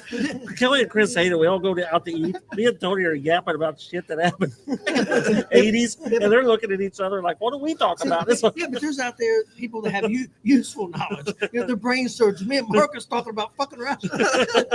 Well, and why couldn't they give us something else? I mean, my brain could have been used for something else besides wrestling. Well, and two, though, something that a lot of people might not know, but they do know in Delaware County or Muncie, you were some of the force behind the Muncie Southside Rebel Wrestling team. Thank you. I mean, you as well. Yes. I mean, who was standing there when Isaiah Bradley won the state championship? Yep. He was there. He was on that side. With Me and Tony. Tony. Definitely. And somebody else, my brother Steve, in the early days helped, and my brother Richard too, at the Boys Club. Is Steve coming? I would don't know. love for him to come. I'll try to get him to. He's having some health issues. Well, and two, and I'm not plugging nobody outside this, but as you and your brother, as well as Steve, he raised 4 boys that was hella wrestlers. Oh yeah. I mean, Brandon, Brian, Stevie, and who was the other one? Matt didn't wrestle very much. Yeah, he wasn't. But hell, Ryan alone. I mean, he was dominant. Stevie, Brandon, they both were dominant. Brandon placed in the state twice. Yes, that's the one I was trying to think. I didn't know it was Stevie Rand. But a lot of people don't know. Stevie, he placed. I know he went twice. He went twice. I can't remember. He He may have placed top 8, but I can't remember. But I think it's awesome what you guys do. But if anybody needs to know, Saturday, Bearcat Rumble 5. Doors open at 6, bell time at 7. You can still get your tickets, get them at the door. $200 table, $15 floor seats. There is no front row. So it's just going to be floor seats. I got you. Kelly, I got your seat. And $10 bleacher. $10 bleacher. That, I mean, and it's there to support the Muncie Central Wrestling Club. All proceeds. All proceeds. Go to and that includes concessions too. Every dollar goes to the Bearcat. Yes. And it's door 11. Enter at door 11. I said 6 on my live. Well, then who knows where they're going If you need tickets, you can get a hold of Terry, get a hold of AJ Bradley. Or Chris. I was gonna say, get a hold of us. Get a hold, We can get. We'll make sure you get took care of. Get a hold of Warren. He'll get a hold of us. Yeah. But yeah, I mean, it's going to be a beautiful night. It's going to be a good time. A lot of memories going to be raised that night. There's 3 titles on the line. So, 4 tag team. Well, we were just talking about this the other day, like what our favorite shows, and this is always one of my favorite shows that we go to every year. But is the Bearcat Rumble. So. This should hit hard with you two, especially being what you've done. Again, not elaborate, but there's a lot. Like I said, a lot of them kids went through you guys. And it's going to be good to just see. Your brother will be up there. You know, if Paul comes. It'd be nice to see your brother. Yeah, I'm going to try to get him there. Yes. And anybody you can help me with. I know. Okay. Amir, what's the 106 pounder? What was his name? Ron Mead. Ron Mead. Yeah. I'll try to get a hold of 105 because it was a 98 pound back then. Yes. I'll see if I can get a hold of Mead. I know I see him every once in a while. He's a good dude. I think Ralph Smith was the 98 pounder. Mead was the 105 pounder. My brother Paul was the 112 pounder. Dave Jerebick was the 19 pounder. See what I'm talking about? Holmes was 126. I'm trying to remember. Short was the 32 pounder. Schwartz was the 38 pounder. I'm old, guys, and I still remember this. 45, I don't remember. I can see his name. I can see his face, but I can't remember his name. 55, Chuck Evans. 67, Jeff Persinger. 77, Pritchard. 85 was John Lee. And I think after that it went straight to heavyweight, and it was Waller. Now, how many of them do you know and can get a hold of? A couple have passed. Which I knew that Dave and Jerry Becker passed. I can get a hold. I know Mike Holmes lives in Florida. I think he lives in Ohio. Ohio might be. I think he's Ohio now. Not Jigger went to Florida. Okay, yeah, Jigger's But in he's Florida. commenting, sharing all our stuff. Now, can you name the 90 team? No. I was a lot more prevalent So back you in have '75. Foreman, Abbott, Whitcliffe. I was there when they won it. Oh, everybody knows Foreman, Whitcliffe. Foreman, Whitcliffe, Abbott, Pease. I'm trying to think of some of those 103, guys. George Vice, Eric Fisher, Yeah, Fisher, Mark Will, Jarvis, Will. Shammy Woods, Jimmy Taylor. Yeah, I'd see, I'm Will. like you with that. But see, I'm 96, so Yeah. So I was there when they won. I was there when they won state. Yes. I was at the state championship. I remember being there. Yeah, what I was time- not. I was 99. You were 96. Who's related to Fisher? Eric Fisher. Yep. He was part of that team. Yeah, I mean, but like I said, everybody needs to get tickets. Come out. It's gonna be a wonderful night. You guys will be out there with us. Kelly Fine will be out there with us. Everybody will be out there. We're gonna have a good time. Yep. Well, thanks for coming on, Oh, man. thank you guys. Appreciate it. Appreciate it. Love you guys. You all be good and have. Thank you for having me on. We'll see you Saturday. Rebels rule the map. Yeah. Everybody, thanks for tuning in. I think we had a real good show, man. Yeah, we did. It's Yeah, we been a did. lot of fun. No, you know, Tony was just there going, yeah, I could just 45, Edwards, 52, Dabalina. Remember, I can see 45s. I want to say Groves. but they ain't Numbers right. and names. Come on, you're trying to look good for the crowd. Tony. No, I had them came to me. Now I barely can remember my own damn name. That's the sad part. Yeah, that's the thing. He can't remember who wrestled John Cena at the WrestleMania, but he can remember all those guys. It's crazy though, because I can remember like scores and names of matches I wrestled when I was 6, 7 years old. Like I can still remember the score of the first time I won state when I was 6 years old. I remember the score of the match and all that stuff. I can remember. I can go back and tell you a lot about wrestling, but then you ask me about other shit, I ain't going to remember any of it. Chris, what happened yesterday? I have no effing idea. We needed that one adapter for a bigger. Yeah. Hey, I brought that adapter today. Yeah. It's clean, dude. Hey, everybody, thanks for tuning in. If you can go to the Bearcat Rumble, show up. Yeah. It's a very good cause. You won't be disappointed. Yeah, very good cause. And a big show on Sunday in Illinois. Yeah, All the Million Million Wrestling. All the Million Wrestling. Go to that too. All of GWR will be in the house Yes. at both shows. So No, I won't be. Not at both shows. no, I'm No, sorry. no, I'm just- sorry, Warren. He won't be at Bearcat. We can put you on a screen next to us like they did during Get a COVID. picture of During me. COVID, you just have a screen behind us. You get one of those big heads. Get a big head of me and you just take it wherever. Hey, get one of those like David Light fans, and I'll just put it on the table. We'll put it by light, and he can be Tyrone again. I seen him last time, and I forgot to call him Tyrone. I have to remember that next time. Actually, I think we could. There's a way we probably could get Warren in if he wanted to do it from remote. His wife would be beating him with a stick.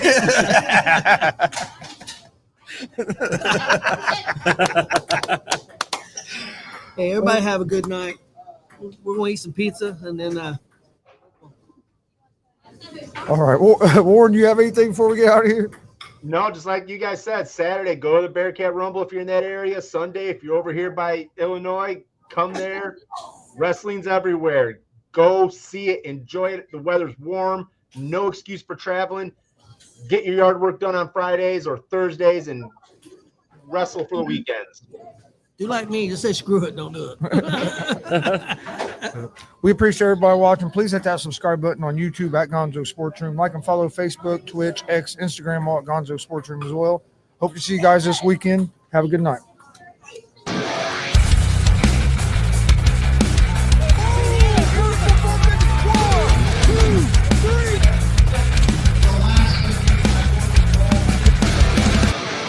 That'd be absolutely devastating.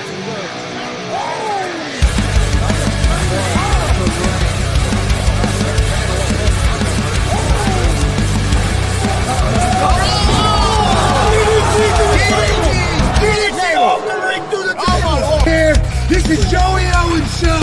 They've been trying to get me on this broadcast forever, and this is the worst damn broadcast I've ever been on.